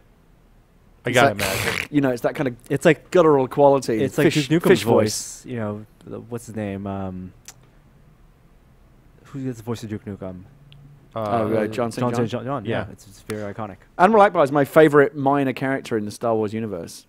Yeah, we talked about non-human characters on Still Entitled this week, and like Chewbacca and Akbar are real high on the non-human character Akbar's the list. best. Like, I'm sure there's a lot of expand. I should check it out. I'd like to know more about He was captured. Akbar. Yeah, there's a lot of expanding. He's a stuff. badass. yeah, He designed The Mon Calamari Mon ship. Calamari Yes. flagship. Yes. He Yes. was a prisoner and then freed. And Yeah, he's like, the you, army. yeah, I I mean, think you they don't, were you don't take him originally- seriously because he looks like a fish, but he's a fucking badass. Yeah, well, there's a lot of that. There's a lot of you don't badass become an backstories. admiral without being a badass. That's right. Or it could have been a diversity thing. Like, you know, we kind of need to like promote some more fish people up through the chain. I feel like Admiral Akbar is not really the best candidate, but we I'm need not- to I'm increase not- our fish diversity Let's numbers. not talk about I'm not further getting backstory. into your galactic politics here, but There's more diversity in the Star Wars universe though than there is in Star Trek, which is weird when you think about it. in races, you mean? Yeah, they It's have a 'cause they have black bigger general. budget. They have a fish admiral. Can't say that in Star Trek. I feel like Captain the Cisco? Not a general, not an admiral. he ended up being He an was the admiral. emissary. Did he? No, that's a religious. I don't post, think doesn't Cisco count. was ever promoted to admiral, was he? I feel like after DS9, he ended up being an admiral. Showed up in Voyager. I, or something. Plenty I've of said diversity before, in and Star I'm not going to Wars. get into it now, but Star Trek is racist. Well, Star Wars, the Let's end Empire on that. is That's it. racist. That's Let's end on That's that it. note. Star Wars, however, is a paragon of diversity. Okay, so let's talk about the Shark Week thing because it's real dumb. Yeah. It's Shark Week. Well, I don't think by it's the dumb way. that there's a controversy. No, what I they think did was what dumb. Discovery did is super Yeah. dumb. They put a air quote again, documentary about the megalodon. Air quotes are very appropriate. in Air this- quotes in are that- super that appropriate context. here. Yeah. The megalodon, which is a prehistoric giant shark that is known to be extinct. Yes. And made a documentary that implies strongly that it is still alive today and just waiting to be found. So it's like a faux documentary weird thing. And they Yes. led Shark Week with this. Yes. And people are dumb and they don't realize that the megalodon is actually not currently around. Right. You could watch this and actually be misinformed. You could come away from a Discovery Channel show now actually Yes. being dumber because they it's they like the fooled you History into Channel thinking thing. this was a real thing. It's just like the History Channel stuff. Yeah. Well, I mean, and look where that's gone. Yeah. Well, and this is my biggest problem. I've railed against this before, but I think Discovery, History Learning Channel, whatever you call it, you can't learn anything on these programs ananymore. Unless Science what you Channel, want to learn how it's about made. is did aliens build the pyramids? The answer is probably no. And bullshit like that. The answer, don't expect history lessons from cable TV. I mean, didn't one of these channels just do a show about mermaids? They presented that as though it was real. that was Discovery as well. I What think. is going on? Yeah, the whole world's upside It's down. the opposite of Discovery. That they need to come up with a new name for the channel. It's not the Idiocracy. learning channel. Yes, It's the you can anti-learning actually channel. watch it dumber. You will get Yeah. dumber from watching these programs now. I Football in the groin. Sharknado though, we got that going for us. Yeah, but again, that was on at least, Discovery at least too, that's right? upfront about what it is. Oh wait, no, that was on Sci-Fi. But we're living in a world now where one step from Sharknado being on the Discovery Channel, I just want to know why the Nashville Network doesn't have country music on anymore. doesn't it? No, because it's Spike TV now. Well, yeah, because the National Network became TNN. Yeah, and then Right. that became Spike. Yeah. And then So it's not the National Network science anymore. fiction. The Science Fiction Network became the Sci-Fi Network, became the Sci-Fi SYFY Network, And it's just the whole world's upside Why don't you down. go to country music television? You could, if you want country music, There's go to country mu- CMT. No, but the National Network was about culture, not music. MTV doesn't have music on it anymore. Yeah, I know. I mean, it's all. It's Do you all know why fucked up. MTV doesn't have music on it anymore? It's because they can't afford to get music. They can't afford to play the music on It's the weird to me television though because network. like when you occasionally do see a music video, Yeah. like they're clearly still spending. Like if you watch like Beyonce's latest, I mean they spend a lot all of money, YouTube. but then It's all how does Vivo. anybody watch it? it's all YouTube. Vivo. Well, It's all people buy it YouTube. from iTunes. Yeah. Like if you really like a music video, you download it from iTunes for a Does buck. anyone do that? 15-year-olds. I think it's. 15-year-olds I think are you're right. dumb. YouTube is the way now. YouTube, yeah. Yeah. Look at all- like there's whole apps that are designed to let you play all the music you want from YouTube. Like I you got use it. YouTube as your music trucks. Yeah, we're out. That's it. Fake outtakes done. Bye. Bye. See you guys next week. Still going.